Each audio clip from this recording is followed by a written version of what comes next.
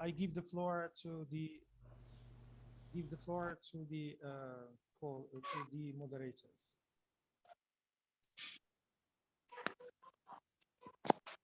Hello, Mohammed. Hello, Corina. Sorry to interrupt you in the middle. Namaste and hi to every one of you. You're welcome.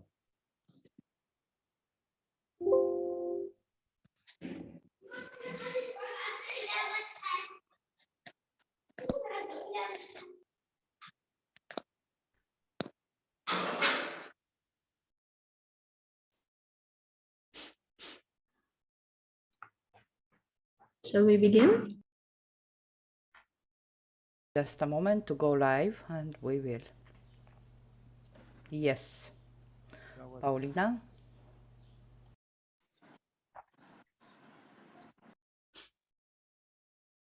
The floor is yours, Pauline. Thank you so much. I was granted this undeniable privilege to open today's meeting, hosting, among others, great educators from intriguing, picturesque, and remote countries to bring emotional intelligence even closer to us today. We are opening the second day of the conference. Yesterday, we witnessed the Festival of Students' presentations, insightful entries related to our topic in question. Today, we will feast our ears and eyes on teachers' stances.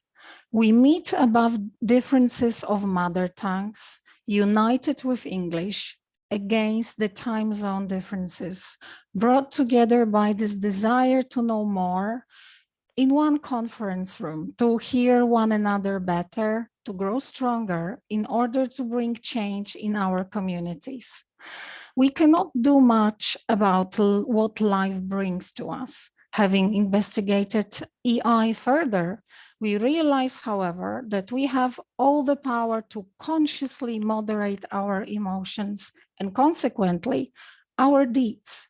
Without further ado, I give the floor to our brilliant moderators, dear Laura and Yuda. Thank you so much.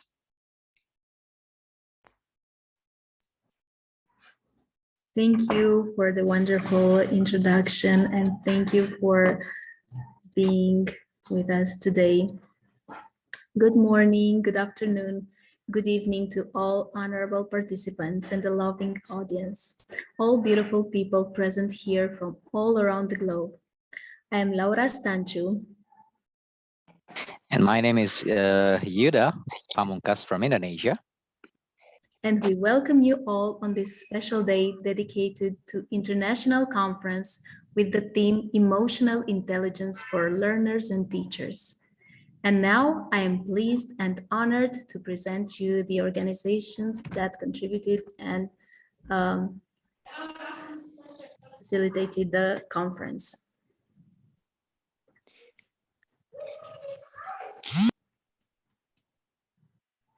Yes, on tonight's occasion, we are going to witness a great collaboration between two great platforms, the IIU and IELTA. This will be one of the greatest moments that you will have in your life because we are going to hold up our meeting tonight and witness all the teachers presenting the ideas for the rest of the world. Now, Laura, we are going to move on with the students speakers, and I would love to present the first speaker from the student to give the summary of the first day of the conference. May I have the presence of Safe El Khalfawi from Alfonso Esabio High School. Are you there? Yeah, we start with Hiba and then move to El Khalfawi. Ah, okay. All right. So we are going to change turn and we are going to present the first speaker from the student, Hiba Masudi from Morocco. Al Quran High School. Hiba, are you here? Yes, I'm here. Yes. So, ladies and gentlemen, please welcome Hiba Masudi. Hi, me and Saudi Hiba from Qarawiyin High School in Morocco, and my friend Khalsawi Safa from Alfonso de Camo El Sabri are going to give you a summary of the first day in the conference. So in a British International Conference is divided into 3 days, and the first day of the conference was devoted to students. Students who are representative of schools from different countries.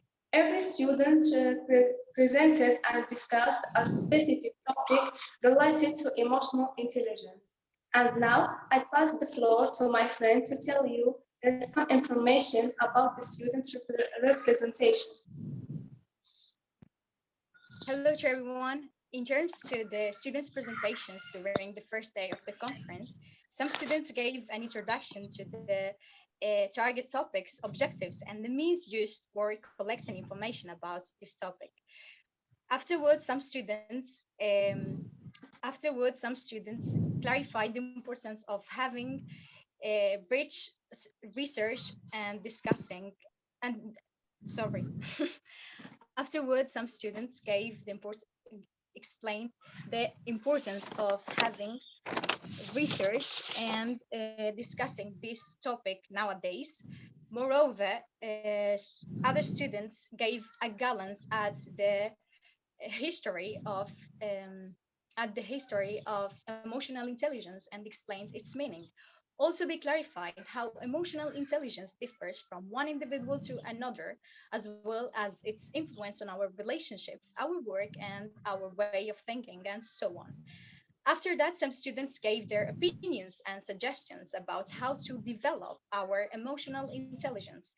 And by the end, there was an open discussion for drawing conclusions and reflecting on what students presented. So this is all about the first day of the conference, and we are pleased to reach the second day and get more knowledge about emotional intelligence from our guests of today. Thank you. Wow, what a powerful introduction. Over to you, Laura. All right, so it's time to introduce the first guest of today from Bosnia. We welcome and we invite on our virtual floor Azra Soze. Are you here? She's still not with us. Oh, okay. We start Then with the UK with Kate. yes. Then we welcome from the UK. Please come forward and grace us with your presence. Mrs. Kate Gray. Hello. You're welcome. Thank you. Can I share my PowerPoint with you? I'm going to share my screen. Yes. Here we go.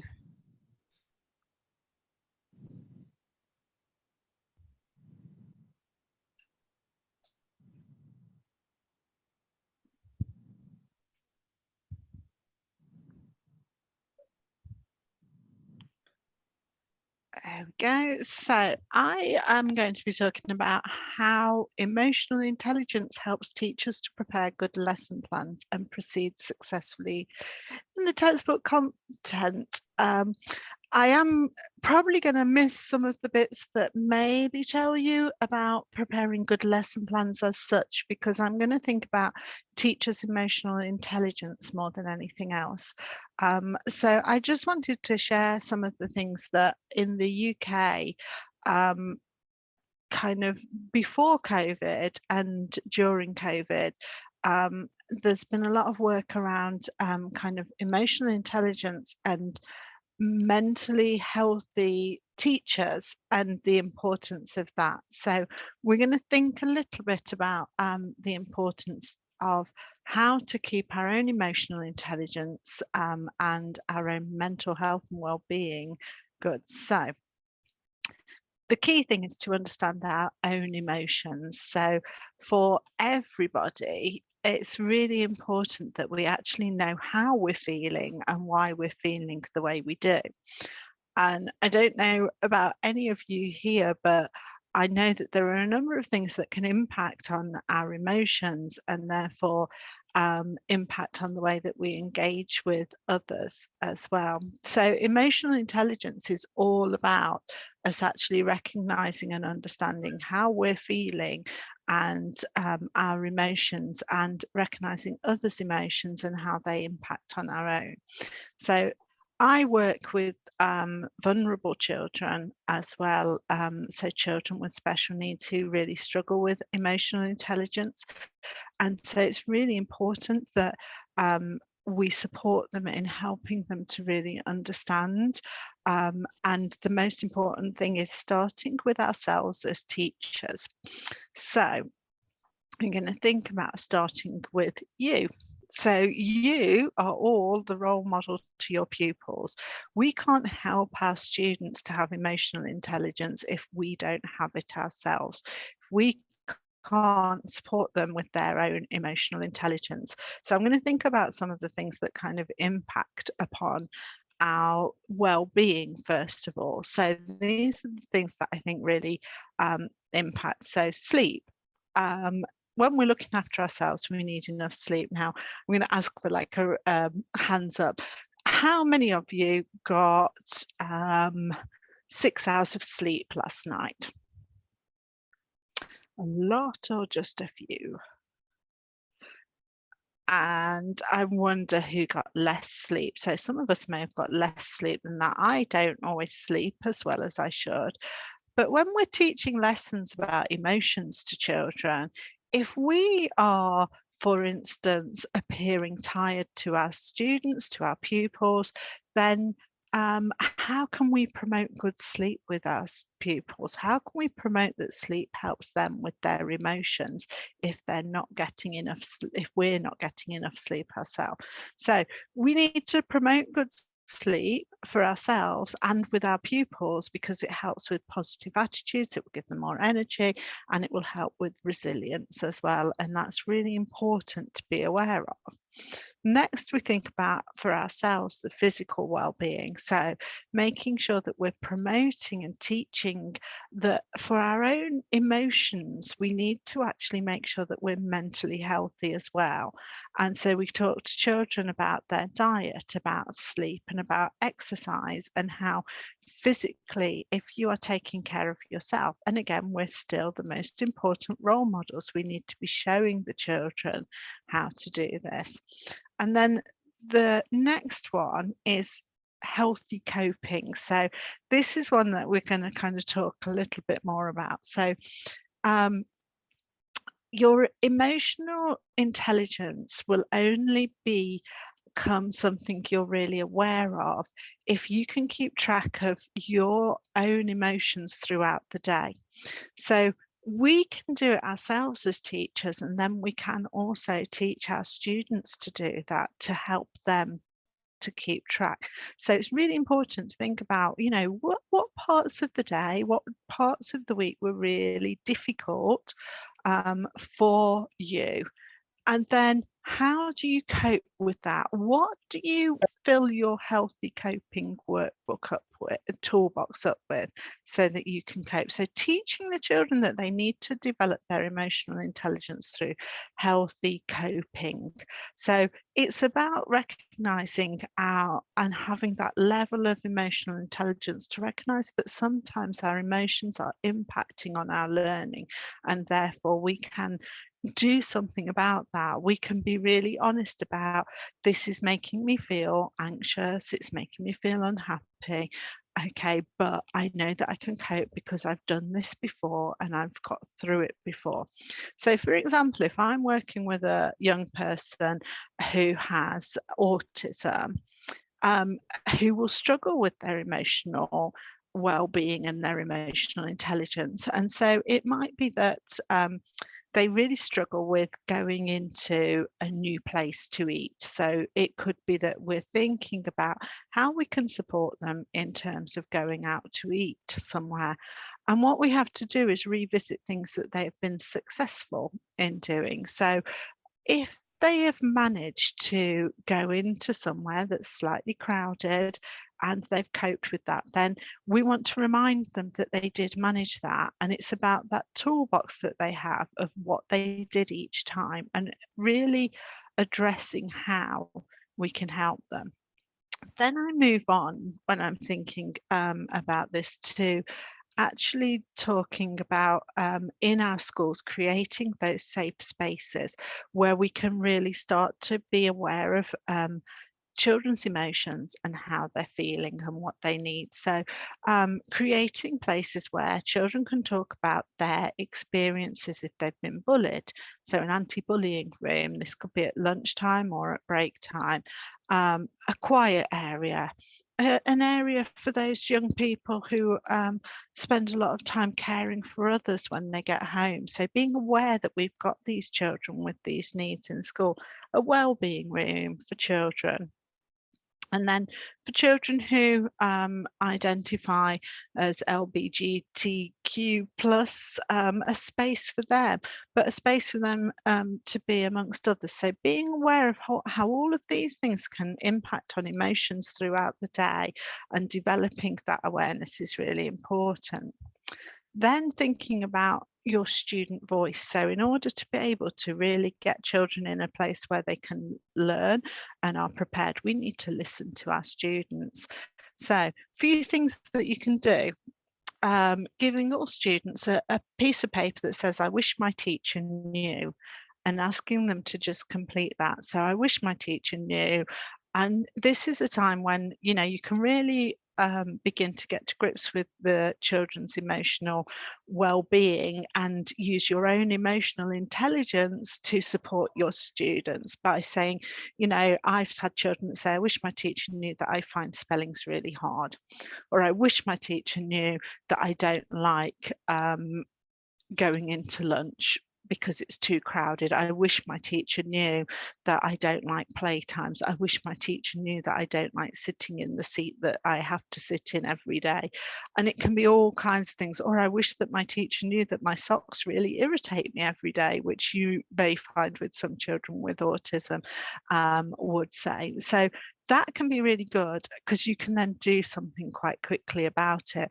But also you can help others to understand that some of their emotions will be similar. So we want to teach our children to have more emotional intelligence as well. Then thinking about them kind of just telling each other all about themselves. We can help each other's emotional intelligence by actually understanding each other and listening to each other.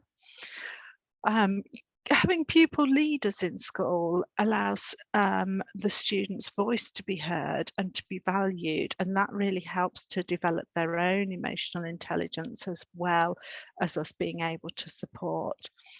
Surveys, ideas boxes, and sitting with your pupils, having meals with them, sitting with them at lunchtime and listening to them and talking to them is also really crucial for developing your own awareness of their emotional needs within school, but also to teach them how.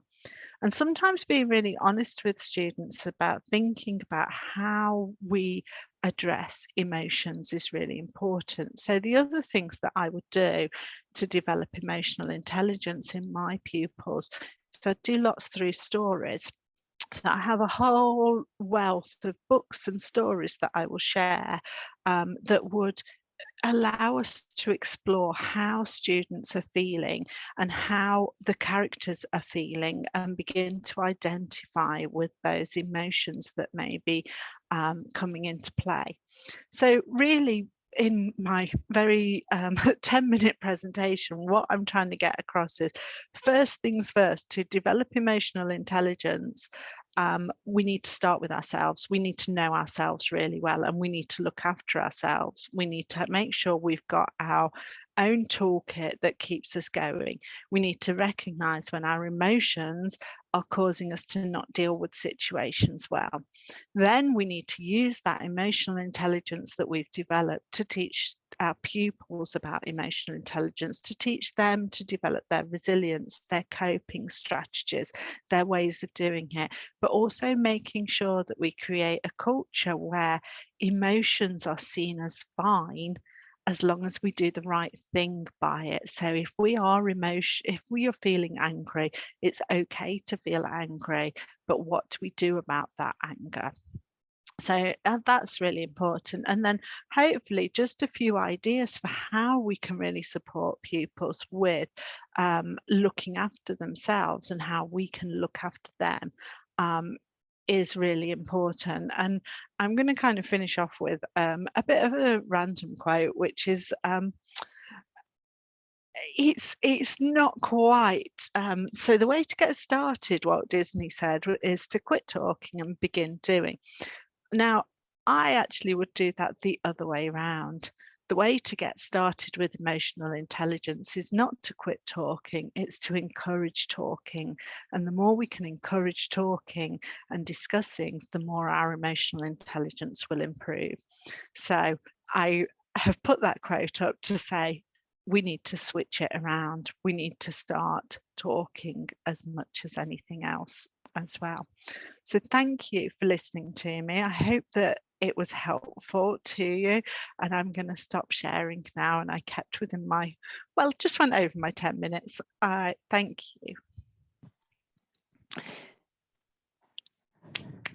Thank you very much, Miss Kate. And it was really powerful. And we really thank you for the great presentation. Now, Laura, I believe that this is your turn to introduce the next speaker. Thank you, Yuda.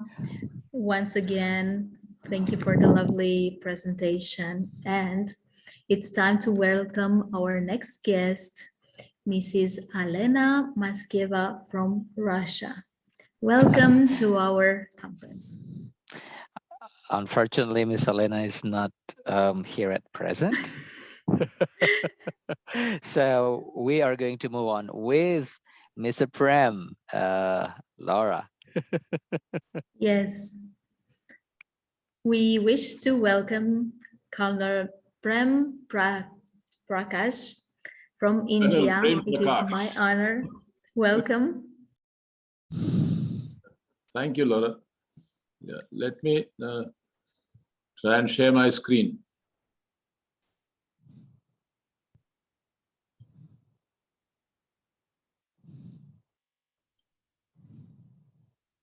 Is my screen visible? Yeah, it's okay. Yes, sir. Yes.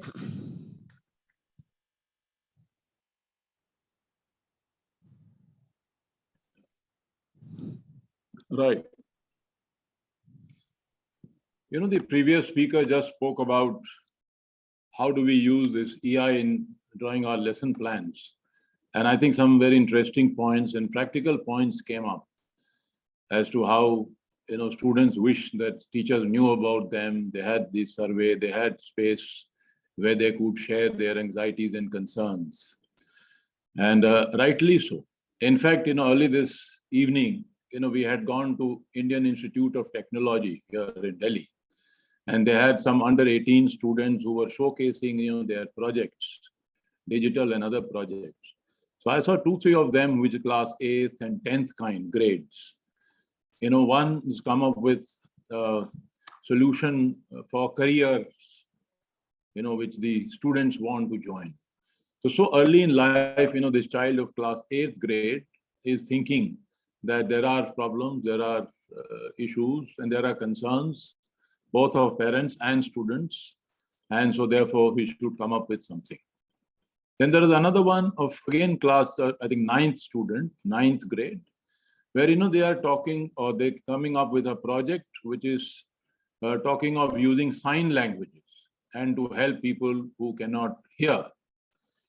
So you see, all this gives me great confidence in our young generation, young and future leaders, that they are thinking about this emotion and emotional intelligence and so on. And as our students spoke at length yesterday and spoke a lot on this EI and its various facets, And so EI really not only 30 years ago, so it was there, I think, in different forms over the years, as far as this is concerned. However, depending on which part of geography we come from, so our awareness about this topic.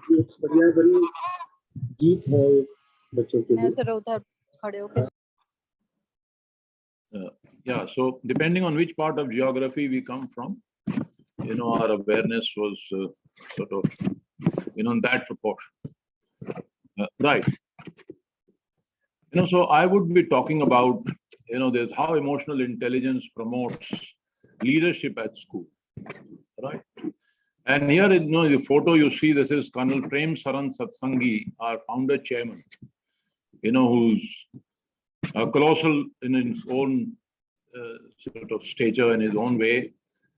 And there is a quote which is in Hindi, but I'll just translate, which it means that it is only people who go out there and fight sort of move ahead. And glory is not really in falling, but rising every time you fall. So that is the sort of substance of what is written here. This EI competency framework, I think I'll not dwell much on this because we discussed enough yesterday. And suffice it to say that emotional intelligence is about knowing ourselves, how we regulate ourselves, how we motivate. Then it is about knowing about the other person, about other person's emotions, and about the society at large and the environment and awareness about that. And then how we manage this relationship, amongst ourselves, between sort of us and the others around us.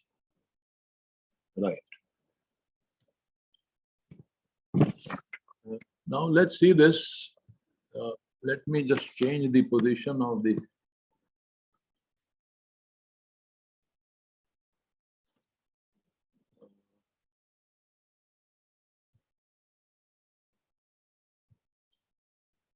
Let me just move the grid which is blocking my view of the PPT.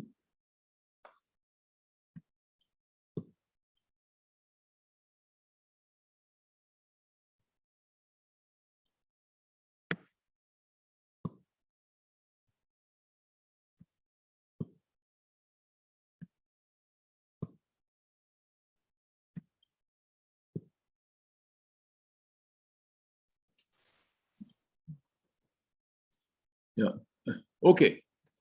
So we again, these various contexts that we have of emotional intelligence, which we discussed yesterday, in terms of relationship that we have, we've seen relationship as one important component of emotional intelligence. Then how it impacts our work and study.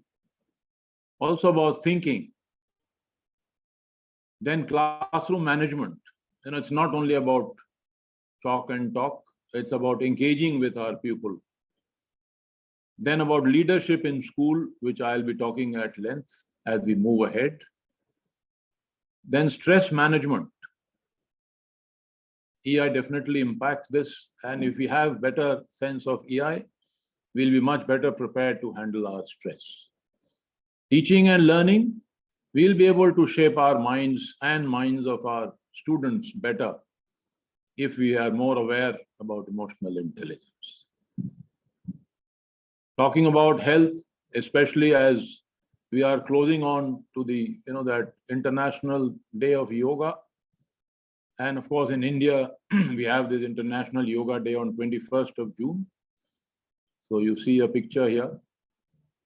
Then about grief, loss and failure. Again, we'll be better prepared if we have the sense of emotional intelligence better. Right.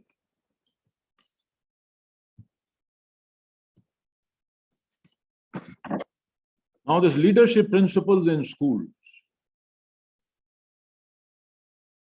So we ought to set ambitious goals for our students. And, we have to have high standards, high benchmark. We have heard about this Pygmalion effect. If we expect more, we'll also have students rise to the occasion and perform well. We should use all the resources for the students, with the students. Like, we do this accelerated learning or use this Suzuki method of learning. Then also the purpose of learning, it will be more purposeful if we have our focus more. And we'll be able to execute our plans with better judgment if we are decisive and we have better methods for implementation. And we also know that, genius people don't do different things, but they do things differently. And how we work to navigate challenges, this will happen when optimists, we behave as optimists and create opportunities for ourselves. Now, going on to this connection of EI and leadership, there is strong linkage between EI and leadership, without doubt. More or less the same matrix that we have in leadership, about individual, about team, about task, about ourselves and others, and something similar in EI. Then school leader also works, in personal, professional, and social context. Emotions become more important than intellect, when we see mind, intellect, and belief system. There is this quote, famous saying that you get hired for your hard skills and you get fired for your soft skills. Something like this, hired for IQ and promoted for EQ. If you have a better EI, our relationship will definitely be stronger. Again, this change management, will be better in our organizations if we have that mindset, which is flexible and is amenable to change. Again, social awareness is also an important component of EI, as we know. Then definitely EI sets apart good and effective leaders. If you have read that book, Good to Great by Jim Collins, and his method of hedgehog concept. So get the people out of comfort zone. Now the pedagogical aspects, we need to connect knowledge to life. Not only theory, but more practical. We must move away from rote learning. Again, if you are connecting knowledge to life, that will happen. And curriculum for holistic development, meaning physical, mental, social, emotional, and spiritual aspect of development. Examinations have to be flexible, not only, this formative and summative kind, but should include portfolios. It should include various, integration of art, should integrate other aspects of, real life complements. And when we work for child-centric learning, we are doing this and preparing students for independent learning, then the pedagogy will be better. Then also we're talking of problem solving for critical thinking. All these we have learned, in this 21st century skills, right? And our pedagogical sort of skills should be linked to employability skills. So that is much better. Then again, how do we link these pedagogical aspects with EI? There is a sort of great connection between both these aspects, the EI and pedagogy.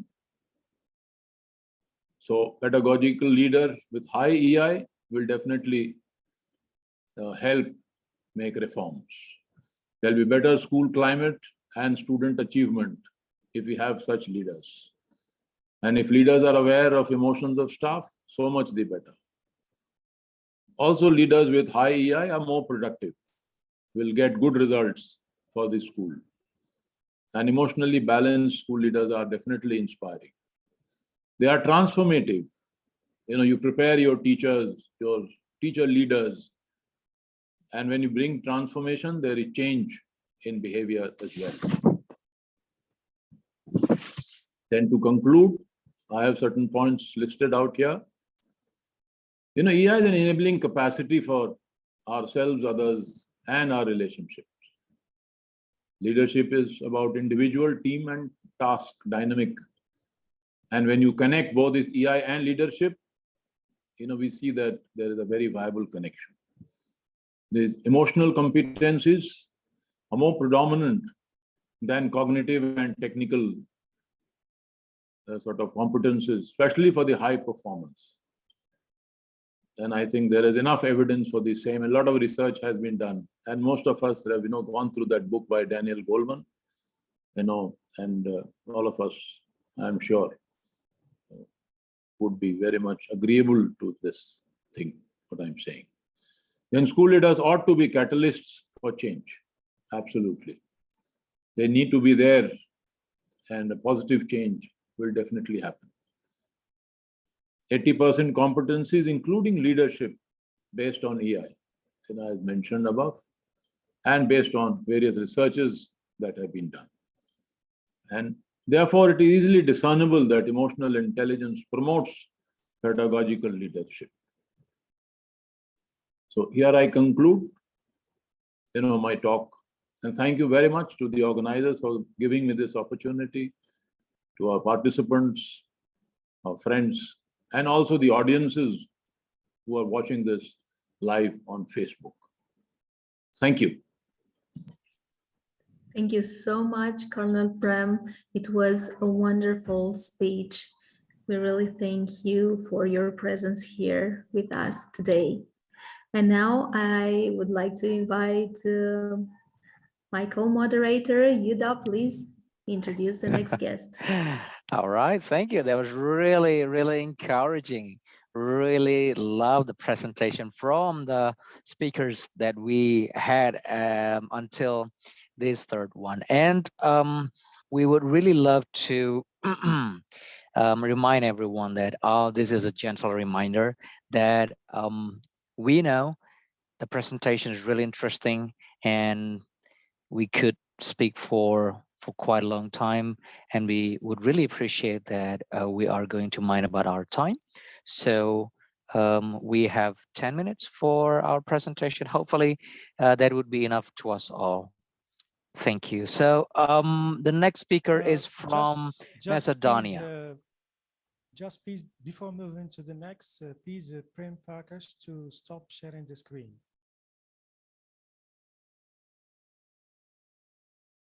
Please stop sharing the screen. Excuse me? For Colonel Excuse me? Prem Prakash to stop sharing the screen. All right. Sir? I was hoping. Sir, okay. Okay. All right. Okay. Is it done? All right. Thank you. Now, great friends, colleagues, and fellow teachers, we are with Miss Violeta Panev from Macedonia. The stage is yours. Hello, everybody. I'm happy to be with you all. Thank you for the organizers of this wonderful conference and meeting between teachers, students, and the audience. I hope you can see my presentation online. Yes. Okay.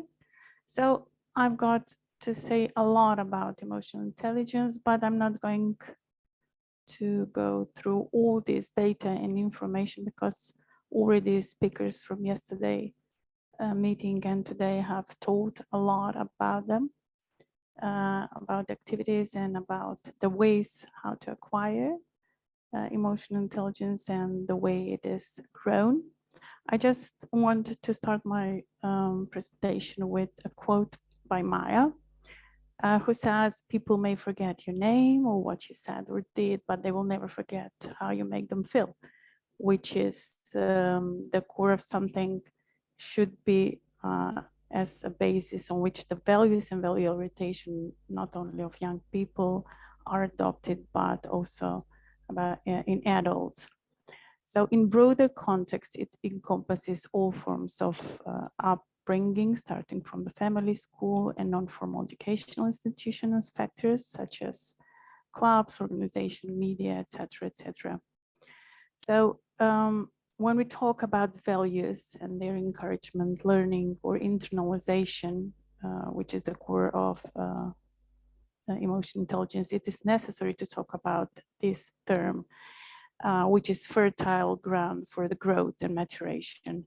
It was, as we know, and everybody mentioned the Daniel Goleman, his concept as an expert of personal development, but in keeping with some theoretical models in achieving happiness, harmony, and success with ourselves, within ourselves and the others, I would like to present some theoretical views I've been searching for.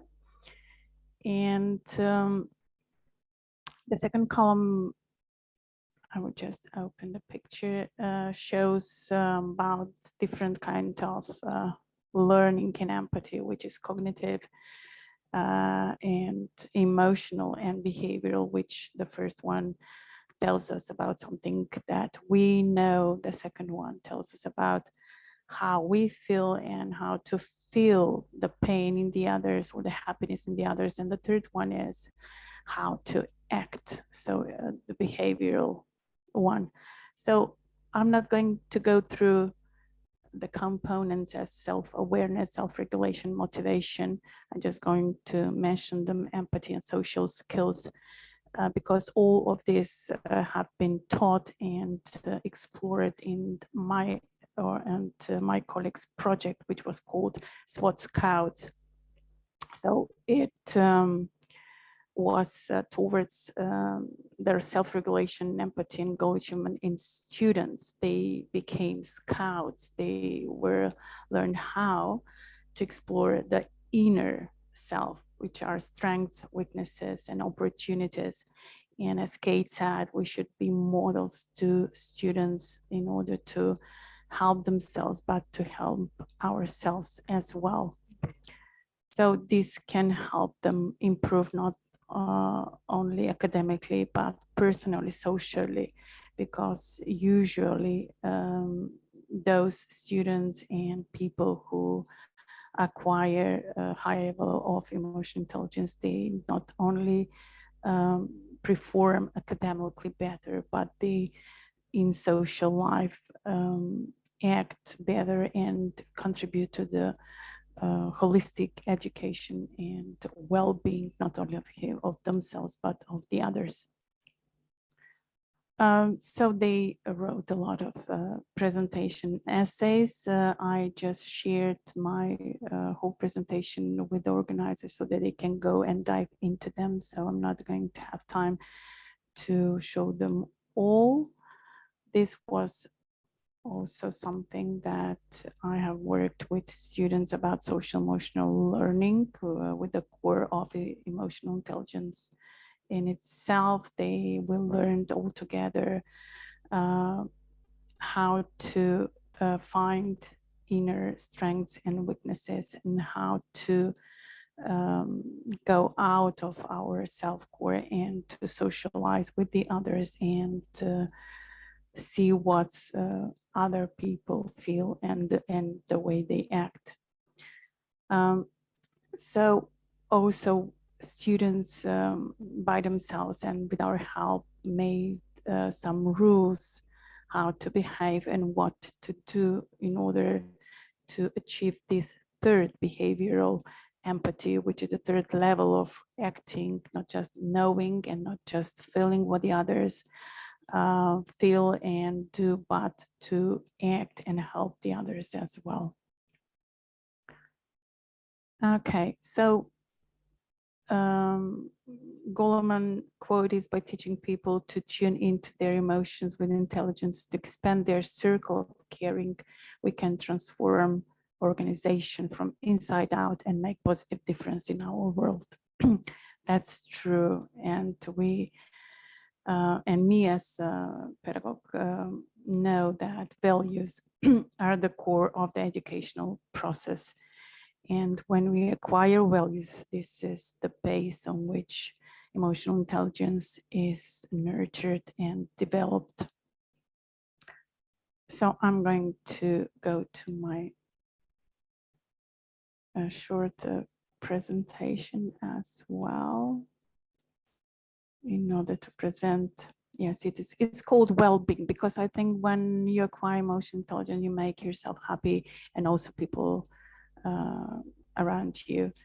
So it's a science, and as I said, the core of this science are the values and acquiring these values, because based value education and the goals, which can be also cognitive and educational, should be carefully chosen in everyday life, in education, in society and media world, so that can help everyone develop and nurture values such as honesty, integrity, justice, care, and respect for the others.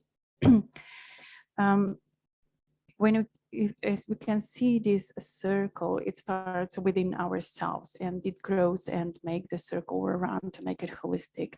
So we start with ourselves, with our self-awareness and self-esteem, how to regulate our emotions and self-motivate in spite of all the objectives, as I can say, or some things that can stop from doing the things right. And then we can decide and make our decision well, and to know ourselves, to love ourselves in order to manage our emotions and the other as well. So we should know what we want and what we want to achieve in order to get into the other circles of social competence and happiness. So making happy ourselves, we can make happy the others. So these are not only intrapersonal skills, but also we can develop that way intrapersonal skills. So this social emotional learning and science is far well performed and educated and developed in some countries because of everything that is happening in the world and things that frustrated us. So we all learn how to listen to ourselves and listen to the others, to feel what we feel and what the other feel, and try to understand ourselves and the others. So this social emotional learning helps us to self-manage our emotions, to how to make decisions and to be aware of the others in the community. If we can make values incorporated into all of this, we can put all these values, which are the core values and are more developed in some people and the others in some other, but what I can say, universal values are the values that that unite all nations and their value system. So I explored 3 theoretical concepts that help develop and grow this emotional intelligence. The first one is Dr. Martin Seligman, positive psychology, his PERMA concept, and the positive feeling, which is positive perspective, engagement, relationship, meaning, and accomplishment is something that make people happy. And it starts with me and goes through the others and to the others. So it's it helps us how to make fulfilling and happy life with vision in each activity in learning and working. So we can face the challenge better and perform the activities better and enjoy the activities and the life better. The second one is Csikszentmihalyi. It's a very interesting flaw, and it has a state in which people are so involved in an activity that nothing else seems to matter. So it's experience so enjoyable that people will continue to do it even at great cost for the sheer sake of doing it. So this concept make us learn that when we are happy or make somebody happy, or we want to do activities that make us and other happy, it can be done at greater cost, but we still enjoy them and make the world a better place for living, and we can enjoy the life better and be happy. So this is the second one. In the Csikszentmihalyi says that the objectives why some people cannot do this, because it can be learned, and usually self-controlled and egocentric individuals, children, even adults cannot feel this happiness, but it can be learned with help of people that has a high level of emotional intelligence, and teachers themselves as model. And the third one is the growth mindset of Carol Dweck, who learns that the power of positive thinking gives children and teachers and mentors and parents power to change their mindset and improve learning outcomes and better performance in communication and social life. So all these social emotional competences and skills helps us maintain our well-being, so being happy in spite of all struggles we have in our life, and helps us being more successful and to improve our relations and communication capacities. I always thank to my students, because I learn everything from them and my colleagues and the schools and all these project activities. And I can say that I meet a lot of people from different parts of the world, but something which is unique are universal values. They never fade, and they're a basis of science of happiness or emotional intelligence for all time and for all people. Okay, so this is some information resources I come through, and if there is a time, and they are just some links how we celebrate values with students about peace, love, how can we celebrate values and grow emotional intelligence through, for example, calendars such as this kind of calendar during the Christmas time. And these are some peace poems of the students.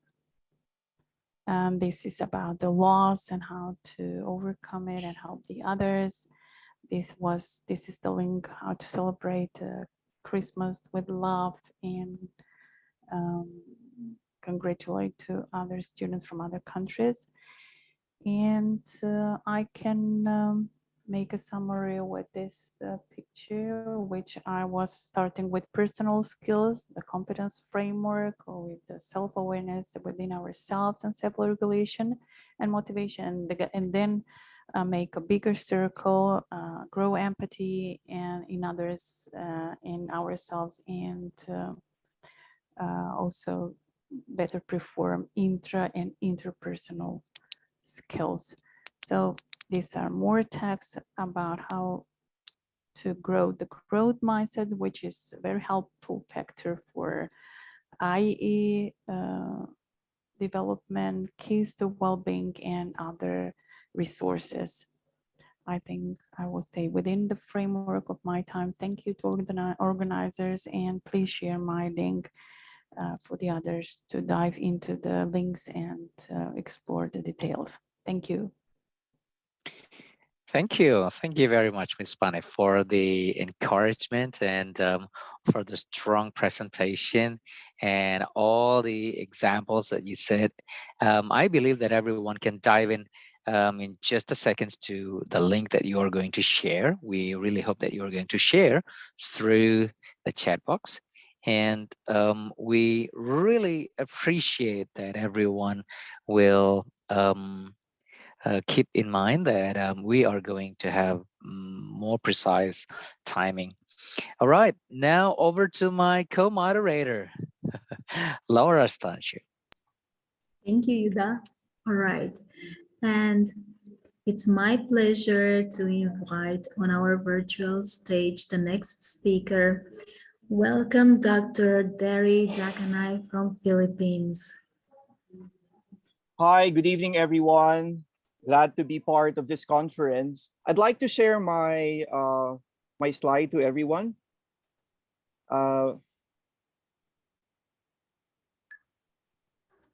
Violeta, may you stop sharing, please?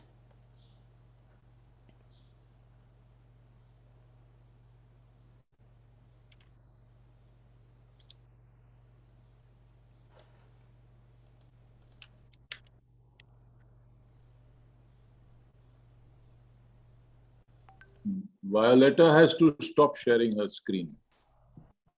All right, now I can see myself. So I'm gonna share my screen for everyone. Okay, sorry, I have to close all the openings. Thank you. No worries. Is my slide visible? Yes. Yes, it is. Okay. So good day, everyone. I'm very happy to be part of this conference, and I'll be sharing with you how emotional intelligence helps teachers to handle stress. I'm going to share my very own experiences to everyone as how the teachers that is working in the school that I'm working would handle stress. Okay.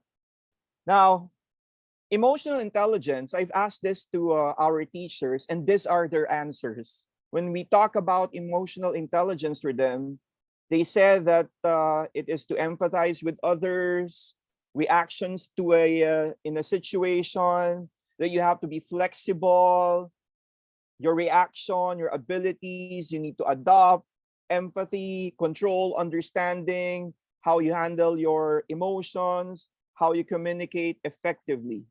And I guess all of the things that teachers in St. Patrick's School of Quezon City said are all about emotional intelligence.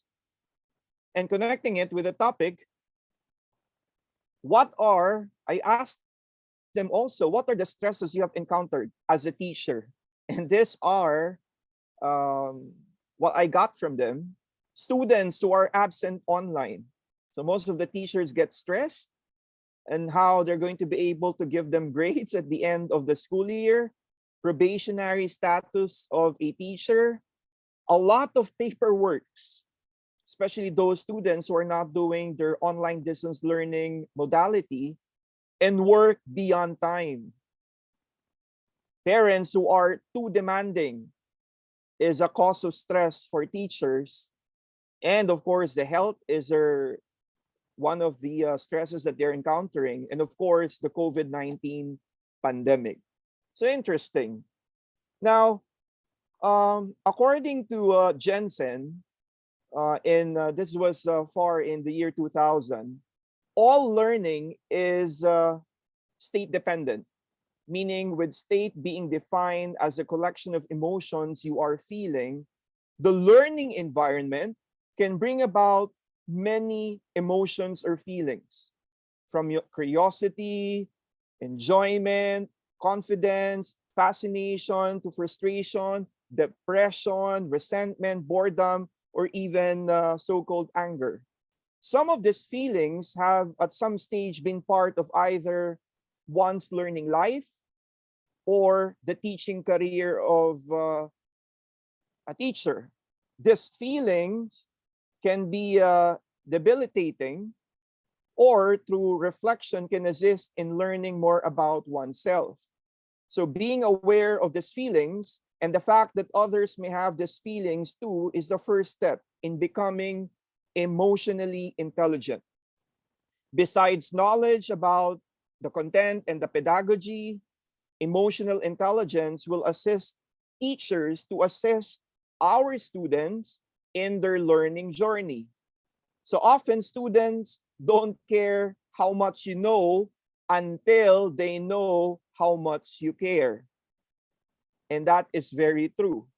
They will never listen to you, not unless you will be able to get in touch with their emotions.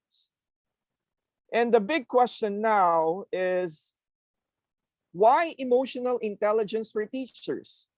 Let me just share my experience. For about 18 years, I have lived, worked, and functioned also as a teacher. I was quite in tune with my own feelings and emotions. I had a tendency to ignore emotions, needs, and wants of my students. Instead of tuning in and listening to them, my thoughts were with the next bit of advice to ensure they knew what was best for them. Needless to say, frustration occasionally crossed my path as things didn't always work out as planned by me as a teacher. And that is why emotional intelligence is very important for teachers today. I remember Time Magazine, way back in 1995, okay, had this special feature of EQ, and hours of television coverage introduced millions to the term emotional intelligence, or the emotional quotient. Once people were exposed to it, they wanted to know more. They wanted to know how EQ worked and who had it. And most importantly, people wanted to know if they had it. Referred to as emotional intelligence quotient, or also known as the EI. And this is the basic definition, which I think was also made mention by the other speakers: the ability to recognize, understand, and manage. And we talk about here the difference between the intelligent quotient and the emotional intelligence. So I'll be skipping this slide. The big question now is, why do we need this one? EI is the strongest predictor of workplace performance, and 90% of top performers have high emotional intelligence. Very interesting. Okay, so moving on to the next slide, another EI here is talking about utilizing your emotions to determine the right response time and the right person. And EI here is not just being nice, suppressing emotions, and the rest. So we focus on today's education. Defining teacher qualities have historically evolved around the level of students' achievements and outcomes, as well as the qualifications held by the teacher. Whilst the level of student achievement can present itself in many ways throughout a student's learning journey, okay, the focus on the importance of this generally commences, particularly in the grade school, with the standardized, annual literacy and numeracy assessment of students, and even looking, for example, the exam results of students. There seem to be a lot of remembering and regurgitating of facts with reasonable comprehension and some ability to apply all this knowledge, but hardly or no analysis of content, synthesis, or evaluation on the higher level cognitive domain when you go back to the discussion of Bloom's taxonomy. In the Philippine context, we've changed the modality from online distance learning to eventually shifting to a limited face-to-face. And it usually takes a village to raise a child. It's not only the teacher, but the entire community. So the impact of COVID-19 in the Philippines, also the rest of the world. And education is no longer about teaching students something alone. It goes beyond. And in a world that is complex, volatile, and uncertain, okay, we need to be able to focus on the 21st century skills. And the social process of learning is very important as we talk about emotional intelligence. And the aspects of an ideal teacher, you see here that emotional intelligence is part, the pedagogy and the subject expertise. And EQ is a key part of the whole person. What you bring to work, who you are at work, and how you make the most both of your expertise and your personality. So this is just how, the evolution of emotional intelligence. I will skip on this. And the benefits of the so-called emotional intelligence in teaching is focusing on the 4 C's of the 21st century skills: critical thinker, communicator, collaborator, and creator. Okay? And even the components of leadership for teachers is very important. So you see here, technical skills, cognitive skills equates to emotional intelligence. And good interpersonal relationships is important, and how to manage it. We have to be open, curious. We have to take feedback. We have to build trust, and the rest. And relationship management, we have to be proactive, and we can increase our emotional intelligence. And the reason without emotion is neurologically impossible. How is this one? Emotions have taught mankind to reason, and the subconscious to conscious thoughts, from the reptilian brain to the limbic brain and to the so-called neocortex. And good news for teachers, emotional intelligence can be developed. Okay? So we have to be aware of ourselves. This is very important. We have to manage ourselves. Okay? And the stress reduction would eventually follow.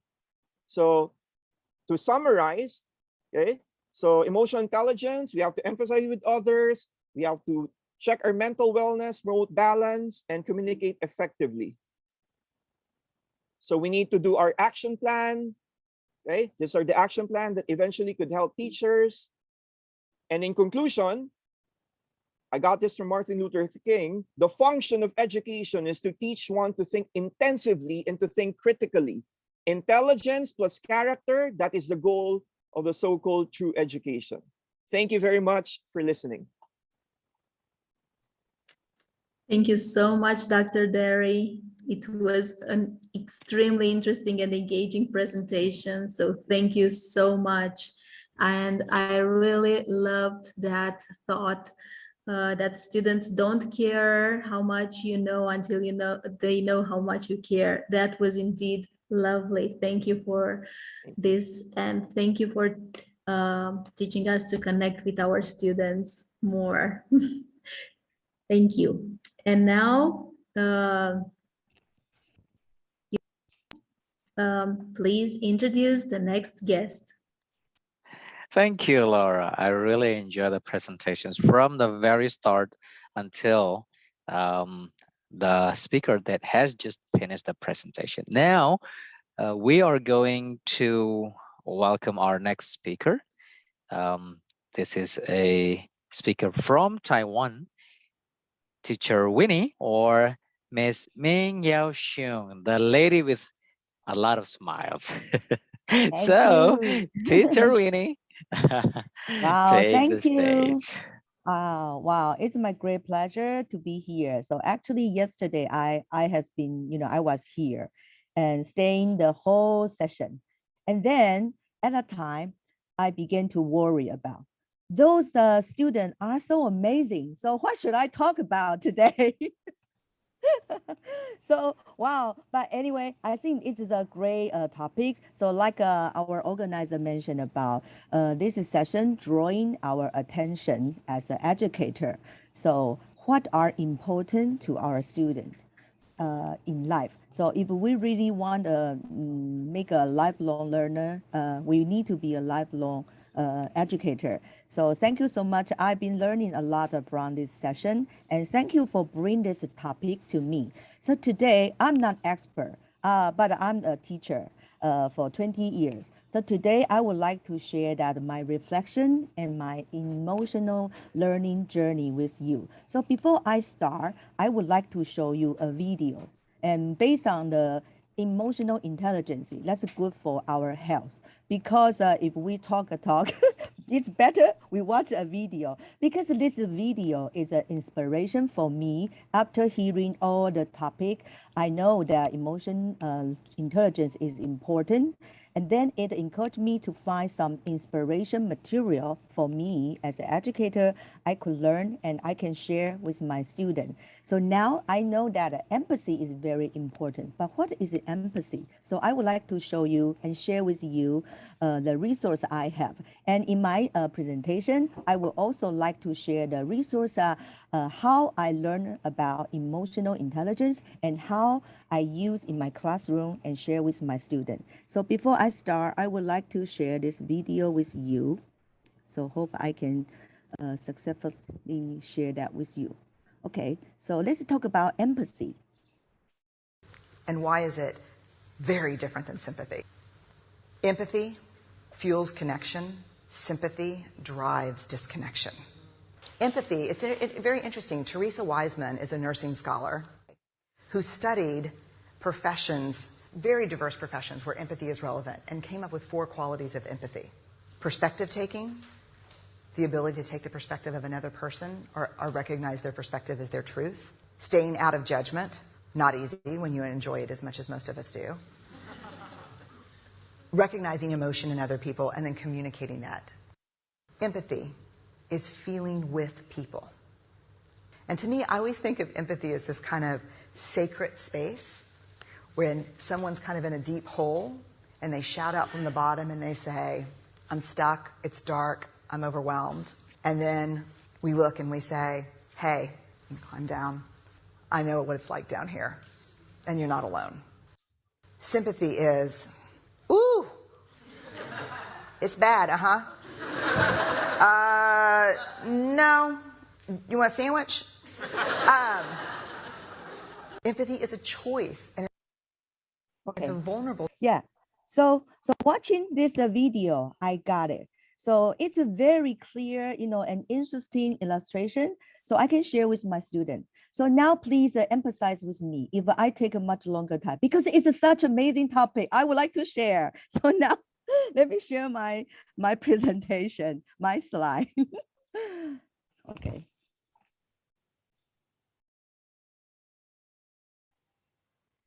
So I would like to share my journey as a, emotional journey learning with this platform, how I learned about it. And these are resources I would like to share with you.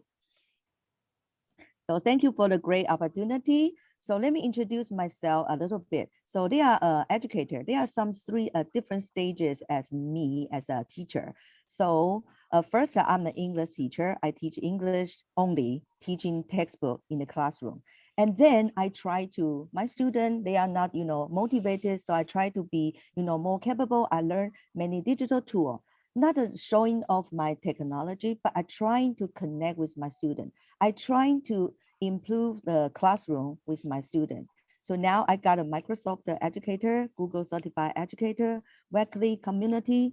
And then not only technology, I joined some global platform like talking about SDG and Wild Green program, and also ALTA to be a more professional educator.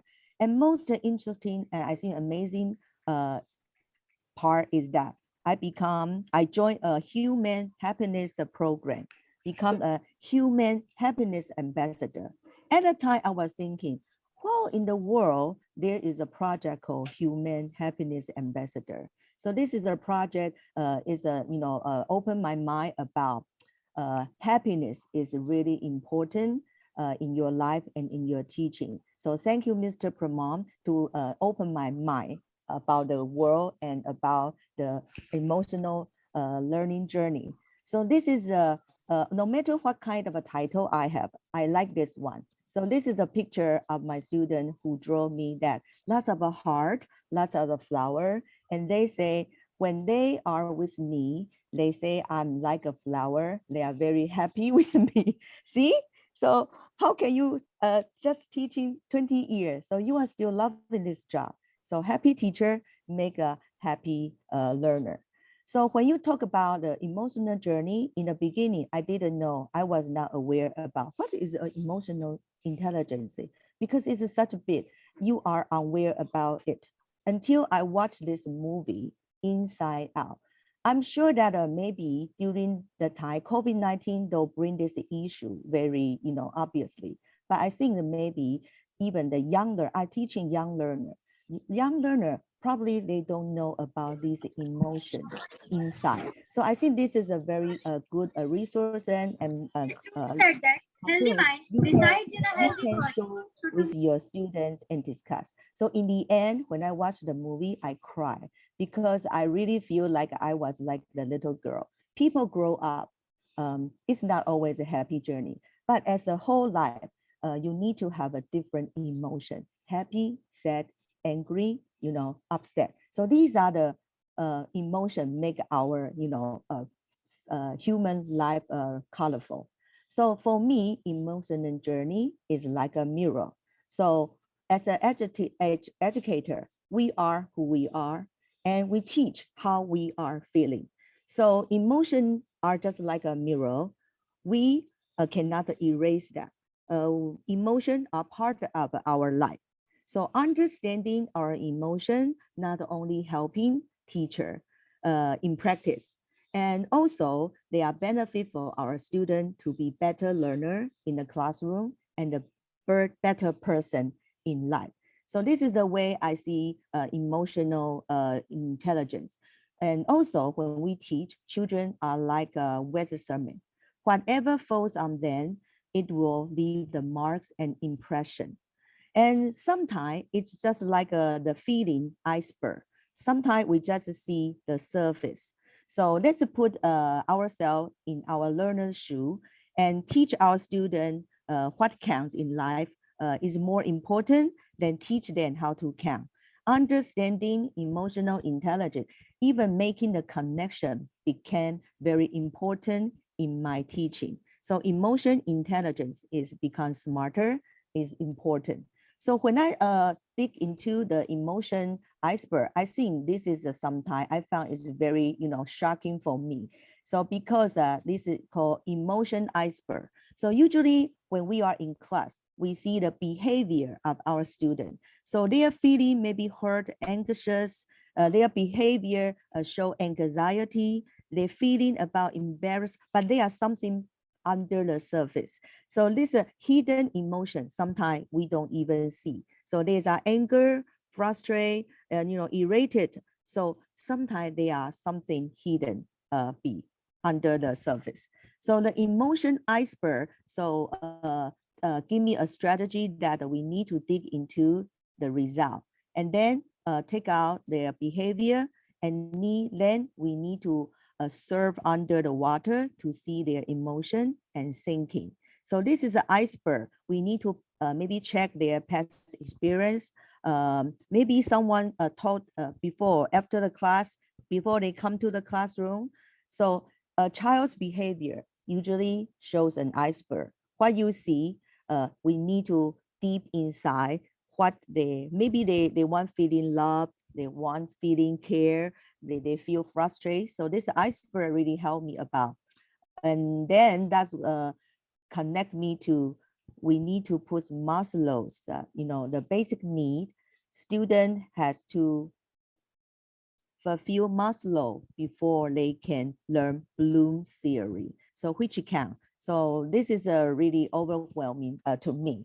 So teacher definitely need emotional intelligence. I think without needless to say, so I will skip that. So for me, emotional intelligence is the ability to identify our own emotion and those with other. So I think even work with a teacher and even with our students too. So it's better to work for teacher and also for our student. As a teacher, if you don't pay attention or for this your emotion, I think sometimes we will have a burnout syndrome. Burnout syndrome will bring the emotional exhaustion, lower your personal fulfillment, and the most terrible is that depersonalization with you and your student. So I think that's the most connection we try to build in the classroom. Okay, so based on the skill to improve the emotional intelligence in teachers, so there are something that I think maybe I just quickly review. So we need to build our self-knowledge, emotional control. Yeah, we will have a lot of stress when we are in the classroom, and ability, we still need to motivate ourselves and motivate our students. So this is the empathy I just mentioned about. Empathy is really put you in someone's shoe or perspective taking. So these are something that are really important for quality of a good teacher. So we need intelligence, not only teaching. We also need to know our emotion and also need to know our learners' emotion. So what important is that what we see and what we don't see. So this is quite important that I just draw your attention about this iceberg theory. So usually it's just like I like to call Sherlock Holmes. Sherlock Holmes always told to his friend, Watson say, as always, John, you see, but you don't observe. So with the iceberg emotion, we try to understand something behind the kids' behavior. So like all the great presentation show that self-awareness about our emotion is the key. So in my classroom, they are young primary learner. Actually, sometimes they are confused. They don't know their emotion. So I think it's good to use this resource, storybook, picture book, read and observe. So you will see that your emotion are mixed up. You have a different kinds of emotion. So I like this. These are the picture book. I recommend you can just make it as your classroom. I think sometimes even it's also work with adults too. So this color monster show that your emotion don't work well. So sometimes they are just jumble up. So I think sometimes the kids are angry, they don't know why. So these books show that you have a different color of emotion. So these are happy, blue or green or yellow with a lot of color theory. So they are scared, it's black. So they are calm, it's blue color. Using this color coding for the kids, easy to identify their feeling. So if you talk to the young kids, you are stressed, maybe they don't know. But with this color, they can understand, oh, we have a different color of a feeling. And also understanding feeling using many interesting material, like this book, How Are You Peeling? Even the foods have an emotion. So you can take a look about this interesting book, onion, pepper, pumpkin, even orange, they will be angry, they will be sad, they will be scared. And coping with your emotion, also very important. So this is book talking about when you are angry, you don't know what to do. So you can go outside to see the future nature or breathe, and then maybe you can draw. So when Sophie gets angry, it's really a book. You can put the kids in her shoes to really understand that how to, when you are angry, what shall you do? And also there is a section I would like to really recommend. It's a series of book called Little Dot. So this book, they have some, many, it's a book by Diane Albert. So they have a peaceful spot, anger spot, and anxiety spot.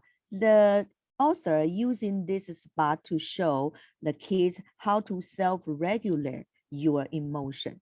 For this one, peaceful spot, you can learn that.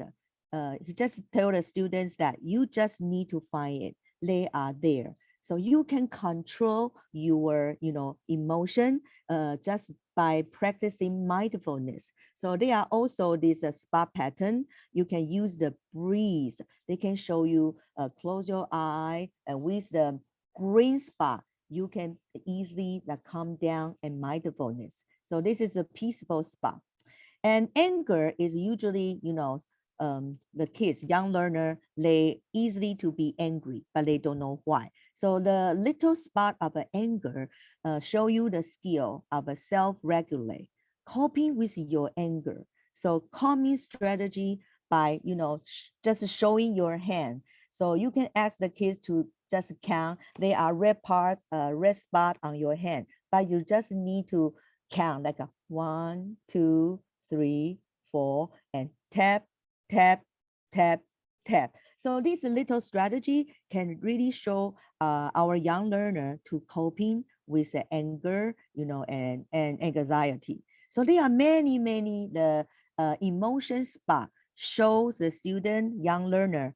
You can always remember that you have a power to calm your anxiety. You can learn and explore and identify its different emotion with the student. So definitely they are talking about the spot of empathy. So I think, like I show you the video. So when you are talking to different audience, definitely these resources can easily to illustrate what we've been talking about. So this is the one, empathy and sympathy. I really, recommend that we all can, take a look. And in addition to this picture book, so there are some like a Microsoft team. So when it's an online session everywhere. So when you go to online session, these are the tool. You can easily checking emotion check with your student. So you can ask your student to push the different button to show their emotion, how they are doing. So in my culture, in my country, definitely emotion is a link with your body, mind, and soul. So I think before they can understand, explore their emotion, I think definitely they need to exercise their body. So before in my school practice, usually when we have a session, we will ask the student to do some exercise. So this is the exercise also good for their body and mind. And also we just ask the student to all go outside to the campus to see the green, to breathe, and then to do some like an exercise with their partner. So I think every week during the break, you can see our school students, they are doing this exercise. So in my classroom, I also want my students to be like a mindful because they are young learner, they are hyper. So we try to use this kind of a strategy, ask them to do some exercise or within the breathing practicing to mindfulness.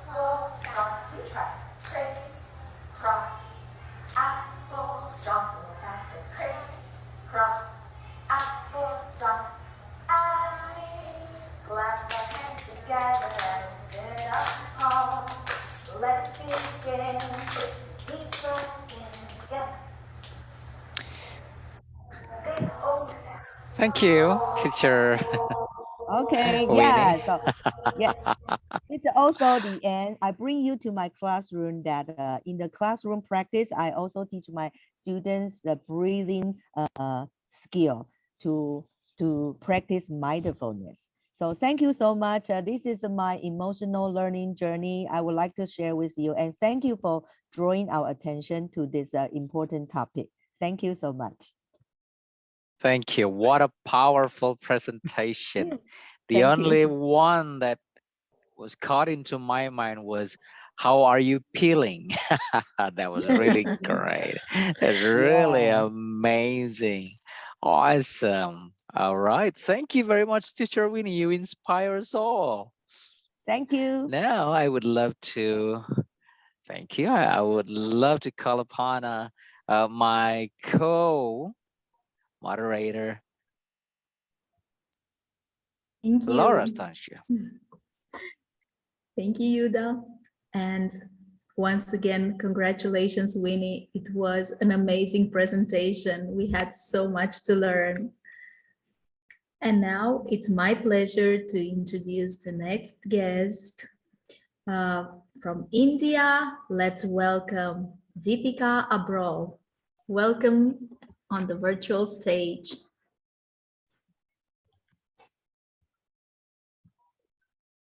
Thank you, Laura. Thank you. Welcome. Yeah, thank you very much. And it's been such a pleasure listening to everybody. Right. There is. Okay, okay, fine. Can everybody see my screen? Can you see the screen? Yes, it's visible. All right, all right. From the beginning, right. So Vinny set the great tone on how emotional intelligence helps teachers in the classroom. And let me just see, there'll be a lot of reiterations because we're all here with the same intent all together, and the universe, I think, wants it this way. So there we are. Some questions to ponder over. Okay, yeah. So classroom has been understood as Daddy, as everybody, as the students talked about. It's a very dynamic interaction between the teacher, the physical, the psychological, the socio-emotional environment, and everyone contributes to it.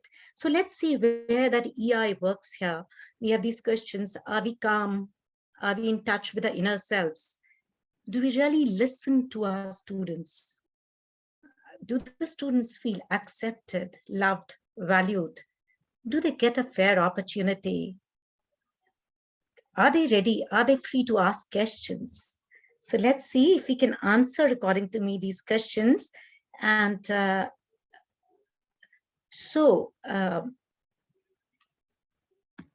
we, as we learned with all the speakers out here, that whatever we have to consciously develop emotional intelligence. EQ is one thing. The good news is can be developed, right?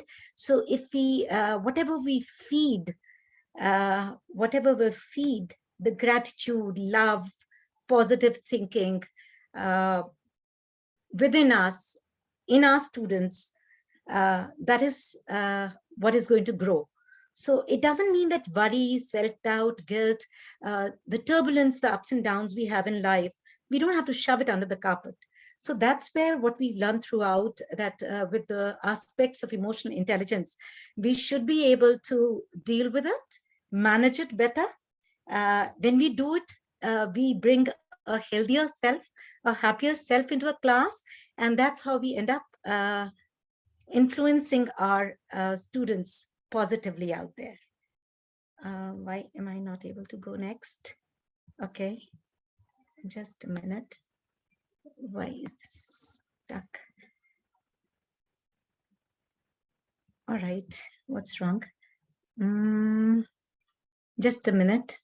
I'll pause share and I'll resume share and see if it works. Why won't it? Why is it stuck? The screen's visible to everybody, but I'm not able to go to the next screen. Hello? Hello? Hello. Screen is visible. All right, but it's stuck. Let me see. Let me just stop and resume it again. Let me do a new share and go back to it. I don't know why is it stuck. All right. Yes, you may stop and sharing and start sharing it again. Please. Yeah, that's what I was thinking, maybe. So it says resume, but it doesn't. Okay, it says stop share. Fine. Okay, thank you for all the help. Right. So let me take it again and share. And this. Okay. Sorry for the technical delay. I'll try to hurry it up so I don't take more time than is assigned. Okay, so I'll say from the beginning. Why would it be in the slideshow mode? Slideshow. When it says from the current slide, why won't it go on slide share mode again? Sorry. Just give me 1 minute and see what's wrong. I don't know what went wrong because I... Yes, ma'am, it's okay. Yeah, sorry. All right. Share Okay. screen. And please, there we are. All right, slideshow. Slideshow. Okay, beginning. Why is it not in the slideshow mode, or is it? Okay, let's go ahead. So we've talked about it. I mean, I totally am with Winnie. Mindfulness, the spiritual quotient is also there. So whatever works for us. I was talking about anxieties we may have, which is very, very natural. So it's dance, it's music, it's art. First, we have to work on ourselves. So we carry the healthy emotions to, carry the healthy emotions to our class. We'll be able to be more, we will be more effective, right? Owning each student, connecting, bonding with the students, as we talked about. Once we do that, then the academic, the co-curricular, the response, everything will work. So what are we doing? We are empowering ourselves and empowering each one of our students. Research says that students need a mentor facilitator when they construct their learning. And of course, all of us, we learn together in the process. We talked about self-awareness, awareness about our students' emotions, and self-regulation, right? Okay, I got it back. So we children observe, observation learning, like EI takes about, affects 80 to 90%. Children learn by observation. What we say, they would not bother. Daddy said the same thing, Kate said the same thing. So we don't have to worry that the children are listening to us. We have to worry they're watching us. So we really, really need to work on that. I love this quote. It is easier to build strong children than to repair broken adults. Good news again, intelligence quotient. Yes, there is some research about nature nurture, that enriched environment may help improve it a better, but personality, intelligence, they stay stable over time. The beauty about emotional intelligence is that we we can learn it, we can implement it within us, in our children. It's happy, loved students who definitely learn better from those they trust. And now what happened? There's something about my, sadly, changing the location that it, okay. Why would it pause share, resume share, slideshow, current slide, okay. All right. So we know about it. I mean, this is an entire umbrella of skills that we learn when we foster EQ, emotional quotient, and emotional intelligence in us and in our children. And it'll help us problem solving, decision making with the children, resistance to change. It'll help flexibility, as so many of us talked about, being assertive, managing stress and anger, and coping better. So we've gone through it. Bonding well, developing meaningful relationships, the connect and the bond we talking about, nothing works without that, not with the children. So what happens? We create interactive classrooms where there are innovative ideas, the children are happy and stimulated in a nurturing environment, and there is joy of learning together. We, the educators and the children, learn together. And then the world's their oyster. They would be happy doing so many things, and learning and finding their way forward in life, listening to their soul. I asked, when the workshop had come up, I'd asked my students to, okay, why won't it play? All right, wait. I asked my student, what did they think about it? What worked in the classroom? And let me see. Why would it not? Sorry so much. I wanted you to, it's just a couple of seconds. It's current slide. And okay. Something is not up to the mark. Wait.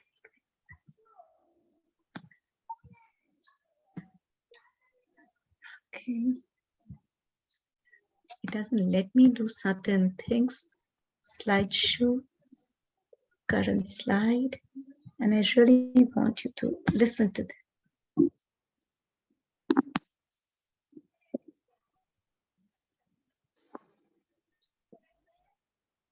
Could you share the sound, please?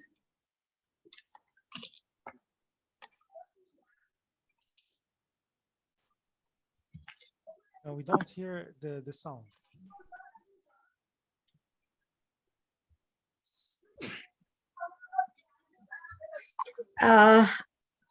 Was there so okay, my child Ayhan, he was saying I love it when we are given equal opportunities, when we are encouraged all the time. So we're talking about the strength model, that we need to really encourage, motivate children all the time. We need it, and so do our children. So Maslow's theory of self-actualization that Winnie talked about, yes, we are on the way in the process of actualizing our potential and our children's potential. Fortunately, our new education policy of India, national education policy, it helps us. It talks about multicultural, multidisciplinary, integrated learning. We anyway doing multi-sensory teaching learning in the classes. So when we appreciate children and give them the freedom to think in novel ways, things work. I don't know if you can't hear the video. I got another lovely student of mine who loves language, but she has a, if you can hear, I'll show 10 seconds of it. And all right, I have kept full volume. I don't know.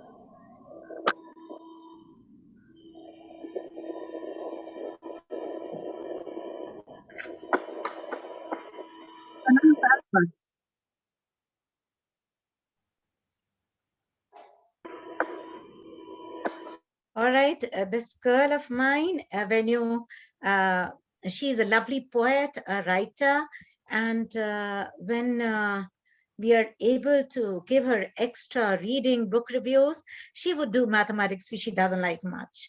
So we have syndicates that our students talked about yesterday. That's peer learning. They learn together, mixed ability groups. It boosts self-learning and motivation. The teacher is a facilitator who can enrich the classroom in more ways. We talked about communication, more than effective, transformative, which changes because we are making very meaningful relationships and bonds with the children, understanding their background, what they're going through.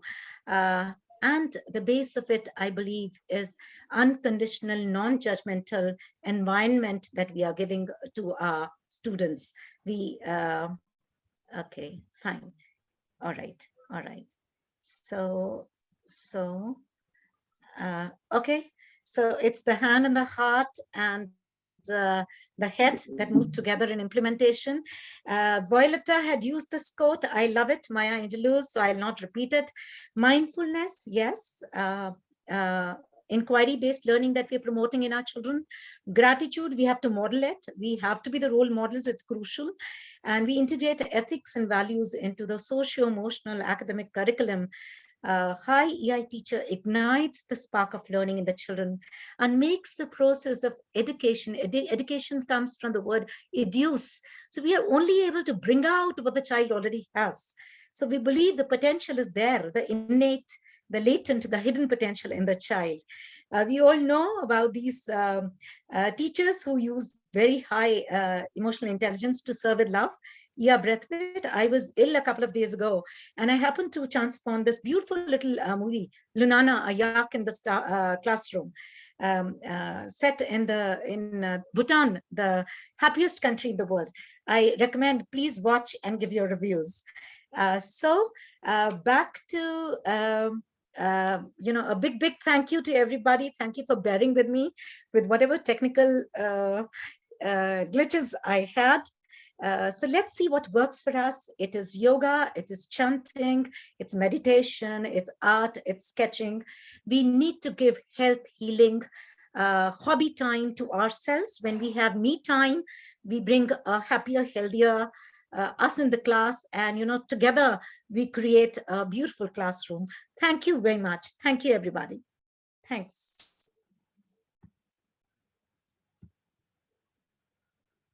Thank you, Laura. Thank you so much. It was an amazing presentation, and it's lovely to see the connection you have with your students and how you inspire them. So thank you so much for being with us today. And now I invite my co-moderator, Yuda, to invite the next guest. Thank you, Laura. What an insightful presentation. And as for the next speaker, we would love to invite our friend Murad El Hanavi. Are you there, sir?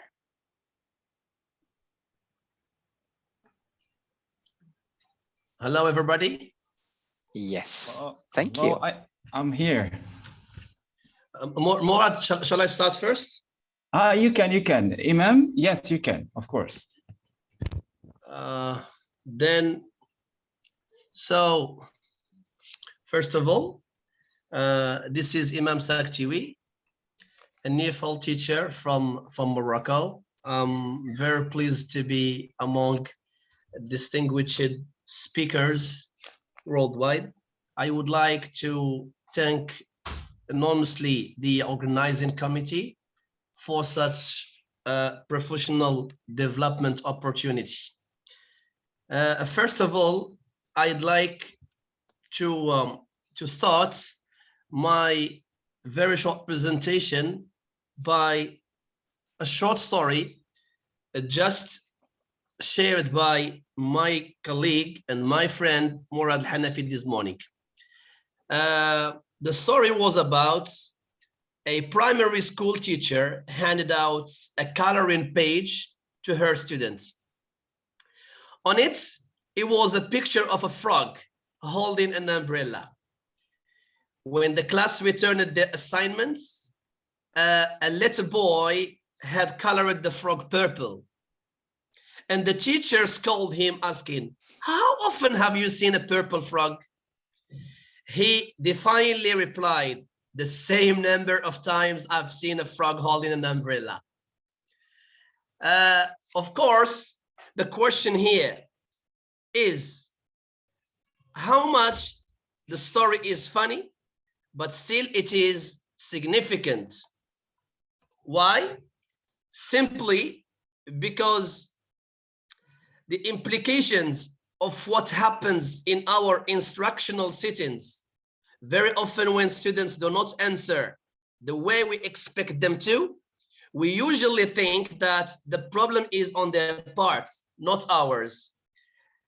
Judging them by their misconduct, lack of interest, and laziness. Yes, it is true that they may misbehave or give careless answers, but it does not fully justify the way they are always wrong on their side. We might be wrong as well. Few are those of us who questions their teaching effectiveness when things go wrong.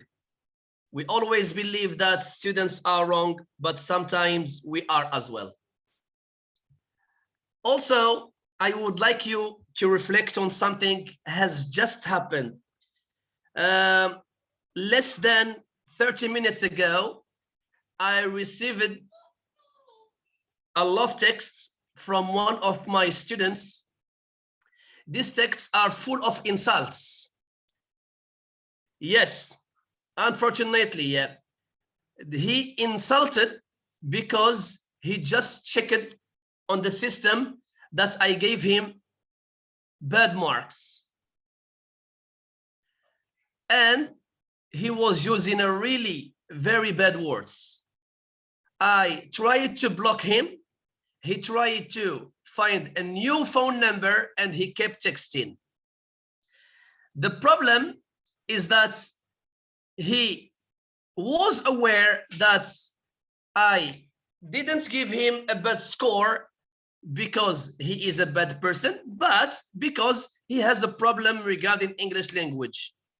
He understands that I have no problem towards him as a person, but he only wants me to sympathize with him because for him, it's future, it's money, it's his future job. So he believes that I need to help by giving high scores.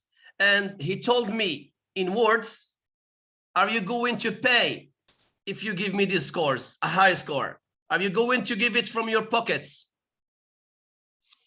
Of course, we aren't talking about an average standard students here in Morocco. we are talking about a category of students, those who are lagging behind, those who are really affected by the pandemic, those who did not follow with the teachers, those who are absent all the time, but when it comes the end of the year, the end of the semester, they are willing to get very high scores.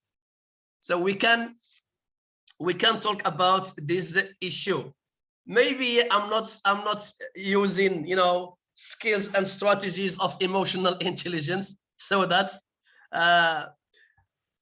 sorry, so that he didn't check with me as well. Can you see the screen, please?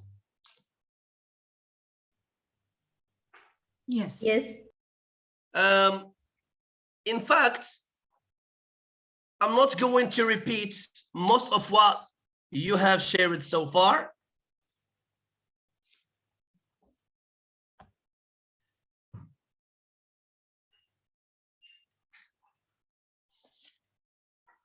Descartes said in the 17th century, I think, therefore I am.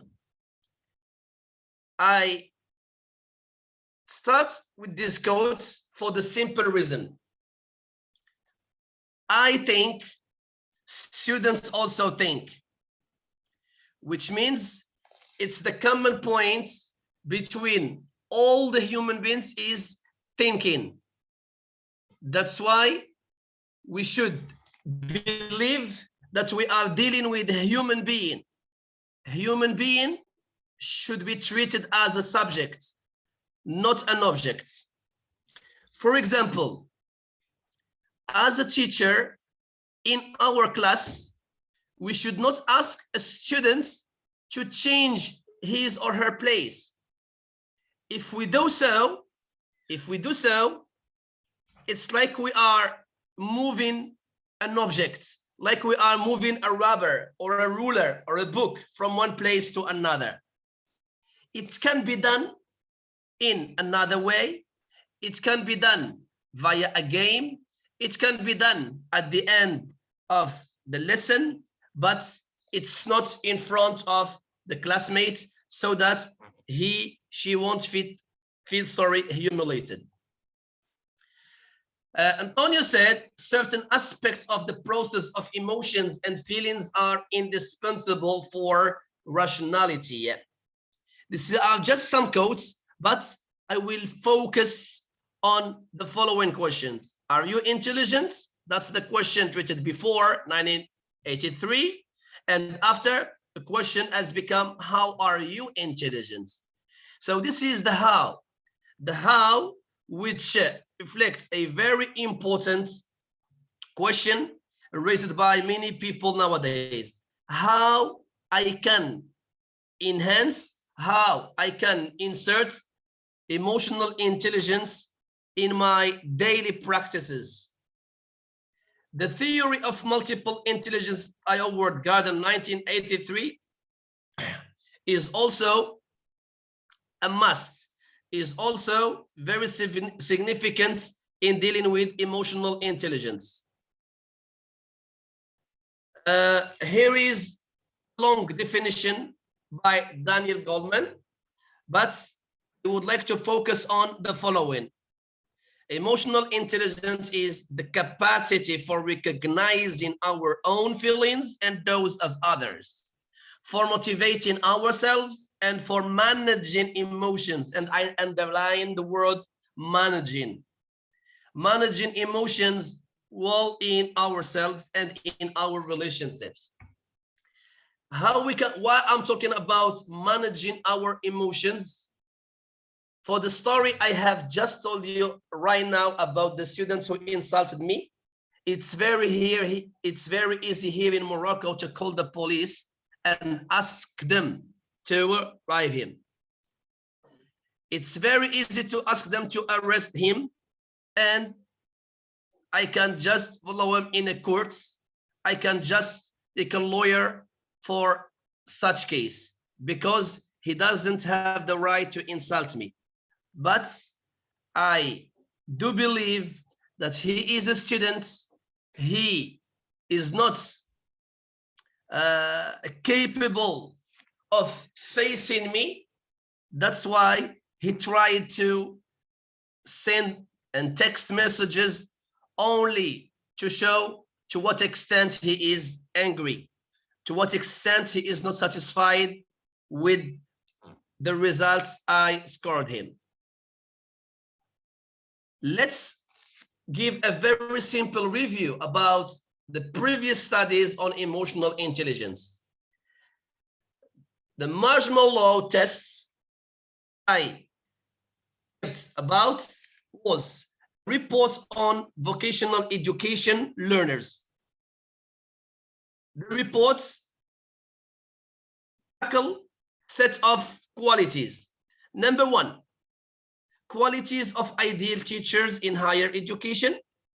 Then, most effective teachers, as Babar Harold Carson in 1996, as perceived by Rollins College alumni students. The report also deals with the importance of emotional intelligence in English as a foreign language classes. And during this very short study, we come up with the following pieces of advice. As teachers, we should be characterized by the following steps. Emotionally intelligent teachers, who are they? They are present. We are a gift. We are gifted and we are a gift. We are a gift because simply we try to help our students regarding their socioeconomic backgrounds, regarding their educational and cultural background. We try to treat people as subjects, not as an object. We also plan the emotional environment. We should create a safe environment for our students. We plan for the physical experience of learners via some activities, via games, via some instructions. The core of the teaching learning process is the learner, is the student himself. We always deal with students' expectations. We expect, we make some hypotheses about the need and expectations of our learners. We acknowledge individual learners. Whatever our learners say, we acknowledge it, we praise, we say good. Even for wrong sentences, for wrong answers, we keep motivating because the previous speaker from India and from Taiwan were just speaking about all these aspects which enhance emotional intelligence in our classes. Just don't want to repeat them. I would concentrate only on the ones we have here. We listen to learners, because if you don't listen to the learner, you cannot create a lovely environment. As a teacher, we should not a know-it-all person. We should not be the only sage on the stage. We should be comprehensive. We should be a good listener, because a good speaker is a good listener first. We should recognize their preferences and prejudices as well. What does this mean? It means we can pay attention to our different students' style of learning. We can deal also with their expectations, their prejudice, and also to tackle and deal with students according to what they prefer, not to what we prefer as teachers. We should be aware of their non-verbal communication. Sometimes it's illegal to send a child to toilets in our educational system. Students have to leave after each 2 hours, and it's like it's spent to keep sending students to bathroom, but as a teacher, as a person who feels the others, we can feel a non-verbal communication from our students. We can understand if our students are suffering, if they have a problem, only from their grimace, only from their emotions, only from their eyes, only from the way they are grimacing to us. That's a non-verbal communication. If I am able to understand my students via a non-verbal communication, I would assure that I am a teacher using emotional intelligence in his classroom. We should also acknowledge and handle their feelings as well. Last but not least, I would conclude that teachers will be able to turn their implicit beliefs into explicit ones, informed practices, justify their practices as well. Then we should continue our emotional intelligence development.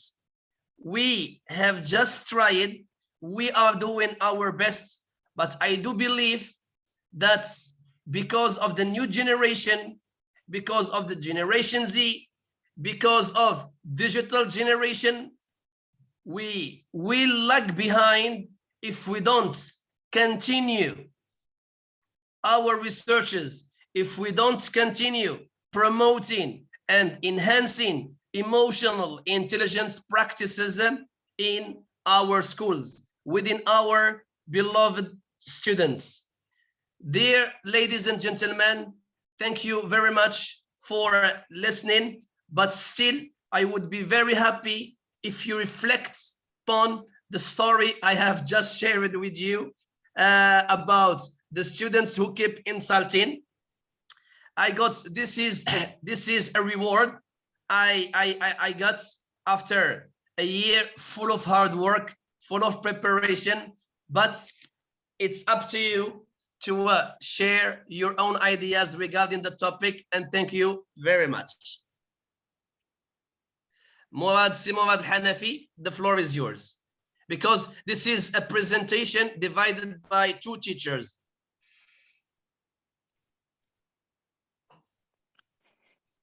Yes, Mr. Mora, are you there? Yes, I am. Okay. Good afternoon, everybody. I hope that you are all doing well. Just let me share my presentation. Sorry. Okay. Yes, it's here. Can you all see my presentation?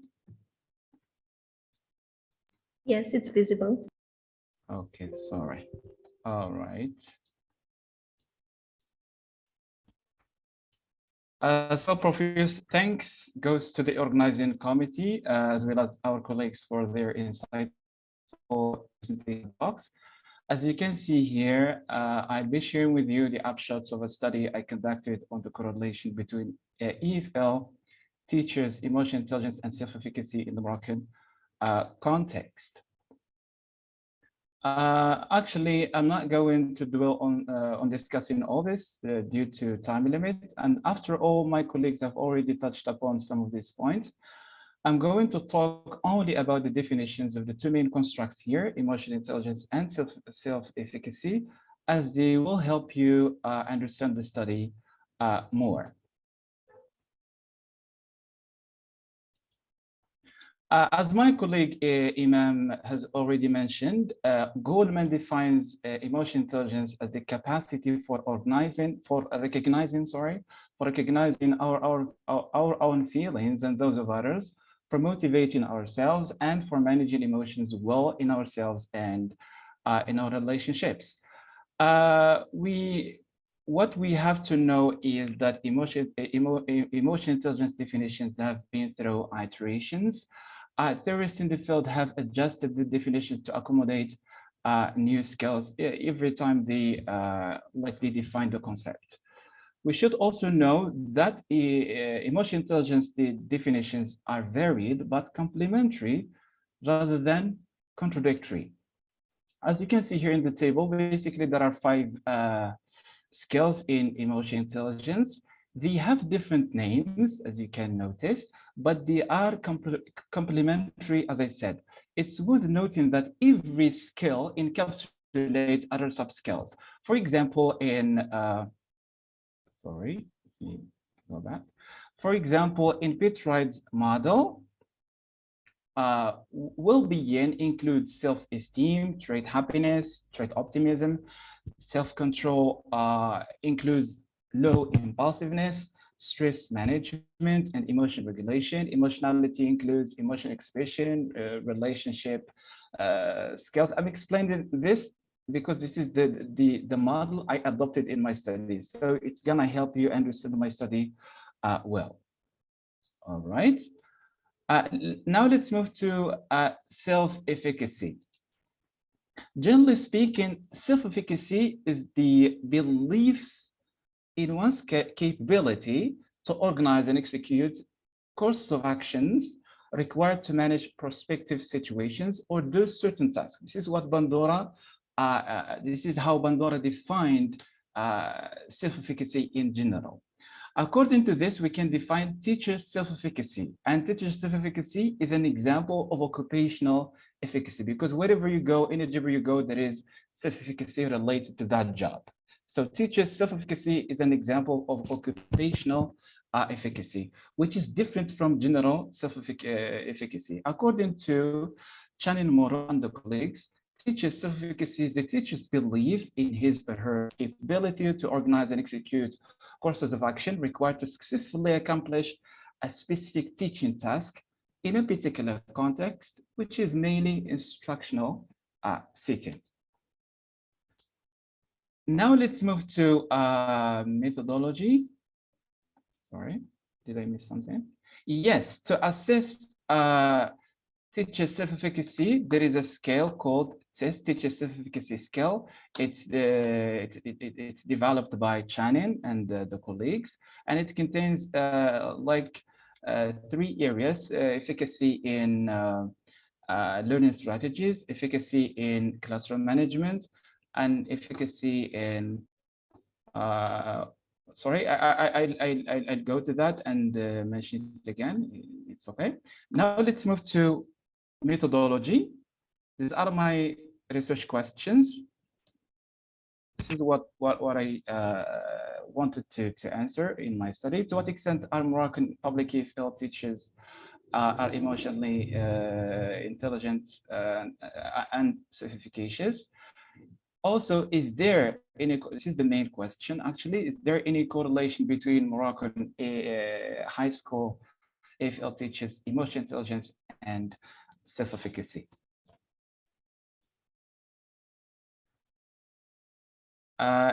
This is my research design concerning, yes, this study is quantitative in nature. It's also correlation as we looked into the likelihood of a linear correlation between 2 constructs, which are of course emotional intelligence and self-efficacy.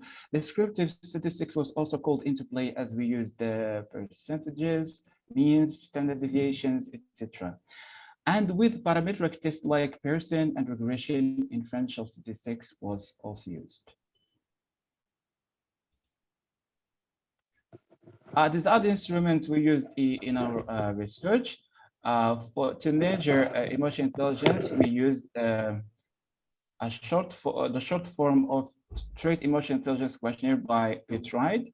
It contains 30 items, okay, that target all the skills I mentioned earlier: well-being, sociability, emotionality, self-control, and global trait. As for self-efficacy, we used this in its short form, that it contains like 12 items. They all target efficacy in student engagement. This is what I wanted to mention. Efficacy in student engagement, efficacy in instructional strategies, and efficacy in classroom management. By the way, the number of subjects in our study was like 520. Sorry, All right. sorry for interruption, Murad, because the Yes. slides aren't moving. We have only the first slide and is kept while talking. Really? Yeah. Because okay, I don't know what's happening. So in my laptop, if everything is okay, I can see all the slides. But on the screen it's not, because we have only the first screen in which you have statistics, you have numbers. That's the only screen that we have. Really? That's only slide that we have seen so far. I'm sorry. Okay, you can retrieve and then share again. All right, let me just stop this. Sorry. Okay.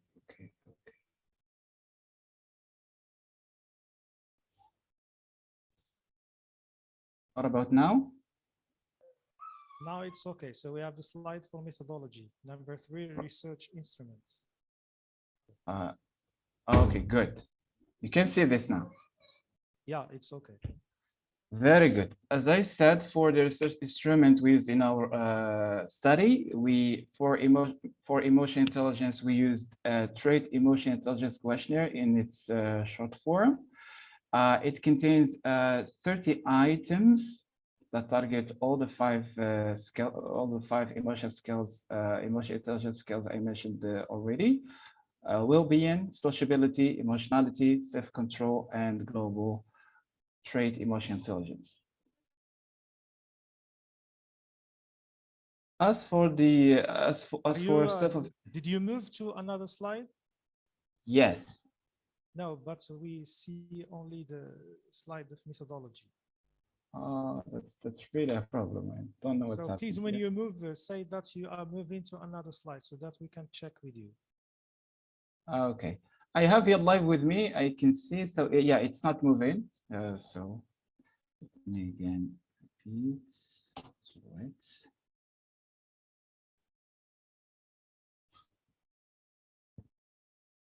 I think it's better to re-share again. Okay. You want me to stop the presentation and open it again? Stop and then, that's what I mean. Okay, that's me. Okay.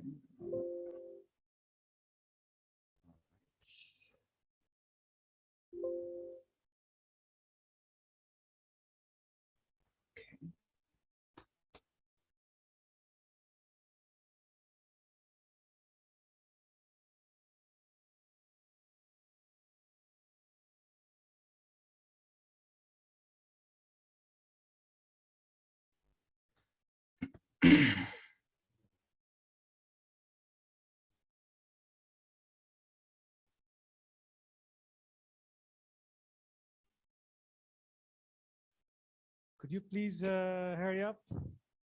Okay, I'm trying. All right. Okay. The problem. Now can you see that this? Your internet, it's not very good. Yes, we can see. Now it's okay. All right. Let's move to the last.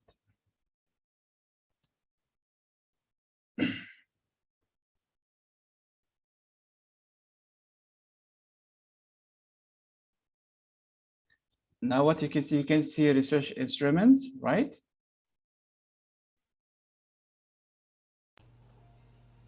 We see the title. The title. So there is a problem. It's a problem so of internet. Please, you may have problem in terms of internet connection. So could you please sum up, if possible? Okay, I will. Just.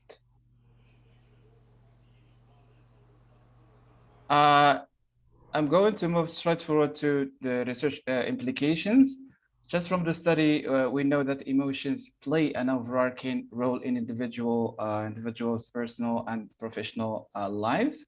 Also, boosting teachers' emotional intelligence is a prerequisite for effective teaching performance. It's absolutely true.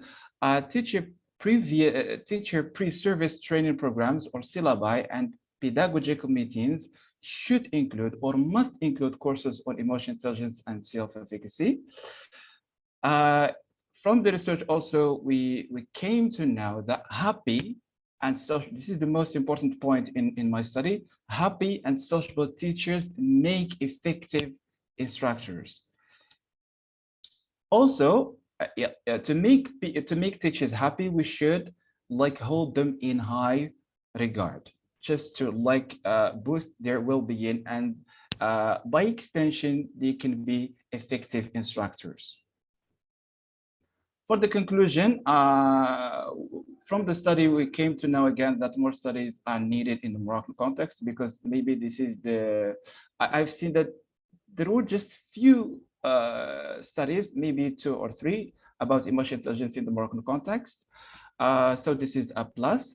And also, since we found that well-being and sociability have the most predictive power in teacher self-efficacy, we would like to see more studies about these 2 constructs. And this is it from me. Thank you so much. And I'm sorry for the technical problems that have happened during the presentation. I'm so sorry, and thank you. And I'm so happy to have known you and to have met you. And I hope to meet you again and again, inshallah. Thank you so much. Yeah. Thank you for your most interesting presentation. We really liked to see the importance of self-efficacy. So now we would like to thank all the distinguished guests for their wonderful presentations, and to invite all of you to an open discussion. Let's all share our views on this topic of emotional intelligence. And let's start with a note written in the chat box by Violeta Panev. She says that great results confirm the importance of emotional intelligence, not only in pedagogical environments, but in people's life as well. And this is true, because throughout these 2 days, moving from one country to another, we come to a conclusion that this topic, that this issue of emotional intelligence is getting importance and value in the world. And this may be for a reason or another, but the most frequently reported reason is this pandemic and so on. And that's why this topic, really, emotional intelligence, is gaining such great importance in life, in people's life as a whole. So really, Violeta summarizes the whole issue, or the whole event for which we are really here to discuss and so on. So thank you for this remark. And the floor is yours for everyone to intervene and say something, or remark, or feedback. So you are welcome. Yes, we invite you all to give feedback and recommendations. So please raise your hand and we will give you the floor.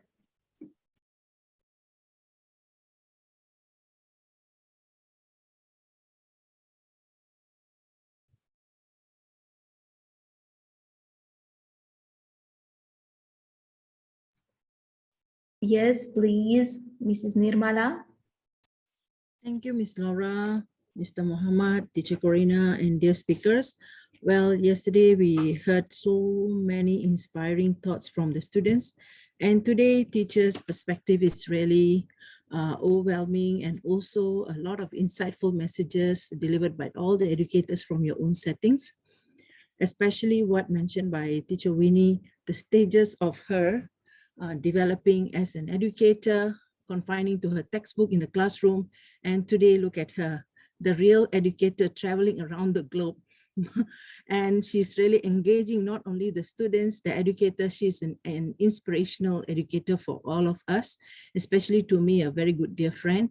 And all of you, dear educators as well, you have given many points as takeaways for me to engage with my students. And what you have said is very true.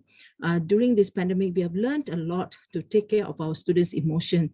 So blessings in disguise, and so for us to think about, and it is very true, even my students who are elementary school students, they actually really looking forward for us to care for them, to talk to them, other than what is confined in the textbook. They just want to feel that, they just want to feel that they are able to talk to us about their feelings, emotions, and what do they feel at that point, even though you are dealing with something very serious for their examination, or any other topics that you are dealing with. But what they all need is that they want you to pay attention and talk to them, say hi to them, how are you to them, and just as simple as that will create happiness among them. So I noticed that once we have this kind of behavior towards our students, definitely they will give more and they will learn to be happy in our classroom. So creating happiness through giving them as much as they want by knowing their emotions is very important. This is a very good lesson that I learned that cannot be learned from anywhere else, even in colleges. So so whatever all of you educators, presenters, you have presented, really mind-blowing. Well done to the team, especially to IIU and IELTA. Yeah, great job. Yes, great job indeed. Thank you for your wonderful words. Mrs. Deepika, please. Hello from India again. I have no words of gratitude of such an empowering session for all of us. I mean, the insights students came up with yesterday, the research they had done, the educators today, and you're really looking forward to what's going to happen tomorrow with all the guest speakers there. And I mean, Kate talking about those, everybody giving their unique contributions, Kate talking about all about me. And I wish my teacher knew simple things that can make a deeper connection with our children.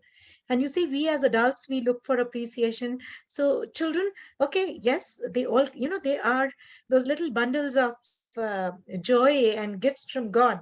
So we really need to connect with them. I think in 3 words, if I would say acceptance, love and empathy, and inclusion. And inclusion in the true sense, we include them, we belong together, we are in the same setup. We are learning and teaching together. So, when every child belongs, then every child has that place, and you give the child responsibility, the children do come up to it. When people talked about leadership and they said, keep, high expectations from students, from teachers, from all stakeholders, and they surpass, the students surpass, we learn every day so much. So if we can give them environments to think, if we can empower them, if we, ourselves, we keep on learning every day, become, working on our EQs, we could be the best role models. And what everybody talked about, I'm not going to name others, but we need to listen to them. We need to listen to what they don't say, the non-verbal, that 80-90% of what is actually, something like reading between the lines when we read a book. So mutual respect, trust, and when we bond, humor in the classroom, flexibility. Vinny was so vibrant and lively, and everybody had so much to give, so much to give. I think we'll have to go back and watch it over and over again. Thank you so much. Thank you, IELTA. Thank you, organizers. Thank you, students. And thank you, educators. Thank you so much. And we thank you all for being here with us today and for teaching us so many wonderful things. Thank you. So thank you for everyone. Yes. Mrs. Violeta, please.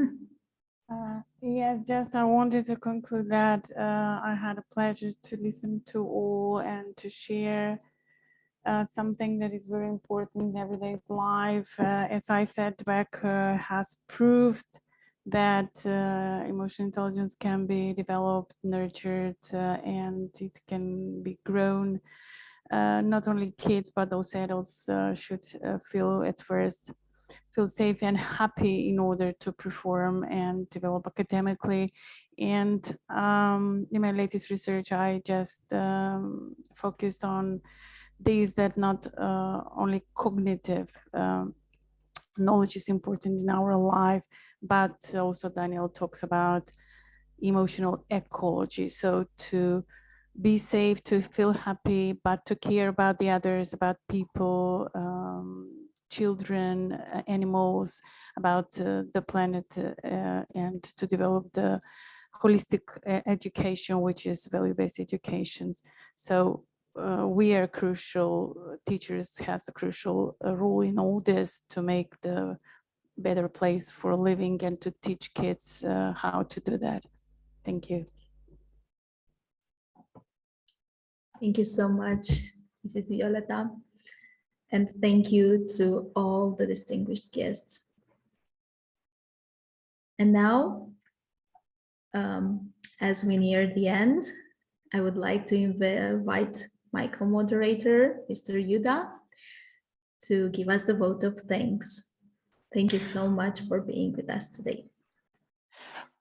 Thank you. Wow, it was really an amazing and unique event, and I wish we had the time to just meet and speak together on a round table and spend the time. You know, the night is still young to some places, but well, in Indonesia, it's growing old. What an amazing and unique event held by International Internship University, IELTA, Teachers Development, and Al Quarayan High School. We like to believe that any beautiful, creative, and lasting collaboration is a step forward for the future, for education. Only together, we can create leaders who perform, day by day, heroic acts with great dedication, heroes who inspire with their power to give, with intelligence that opens minds, that challenges people, with questions to explore new horizons. Because we are unique, and this day will give us an extra reason to share with others what we love and to let them know us better. It's my privilege to give vote of thanks. No words to express my gratitude to our guest speakers, especially for the day. You are all amazing. You are all great people. We do really thank you so much. Thank you for the organizing team for being so supportive. It was also a great experience for me as a host and also my friend Laura. When we have such a galaxy of experts and audience to be part of the first Emotional Intelligence Conference. Under IIU, IELTA, and Al Quarayan High School, we believe we can. Ladies and gentlemen, thank you all. We will see you again very, very soon. The same time. Much love from Indonesia. And much love from Romania. See Much you all love from tomorrow. every single part of the Much world. love here too.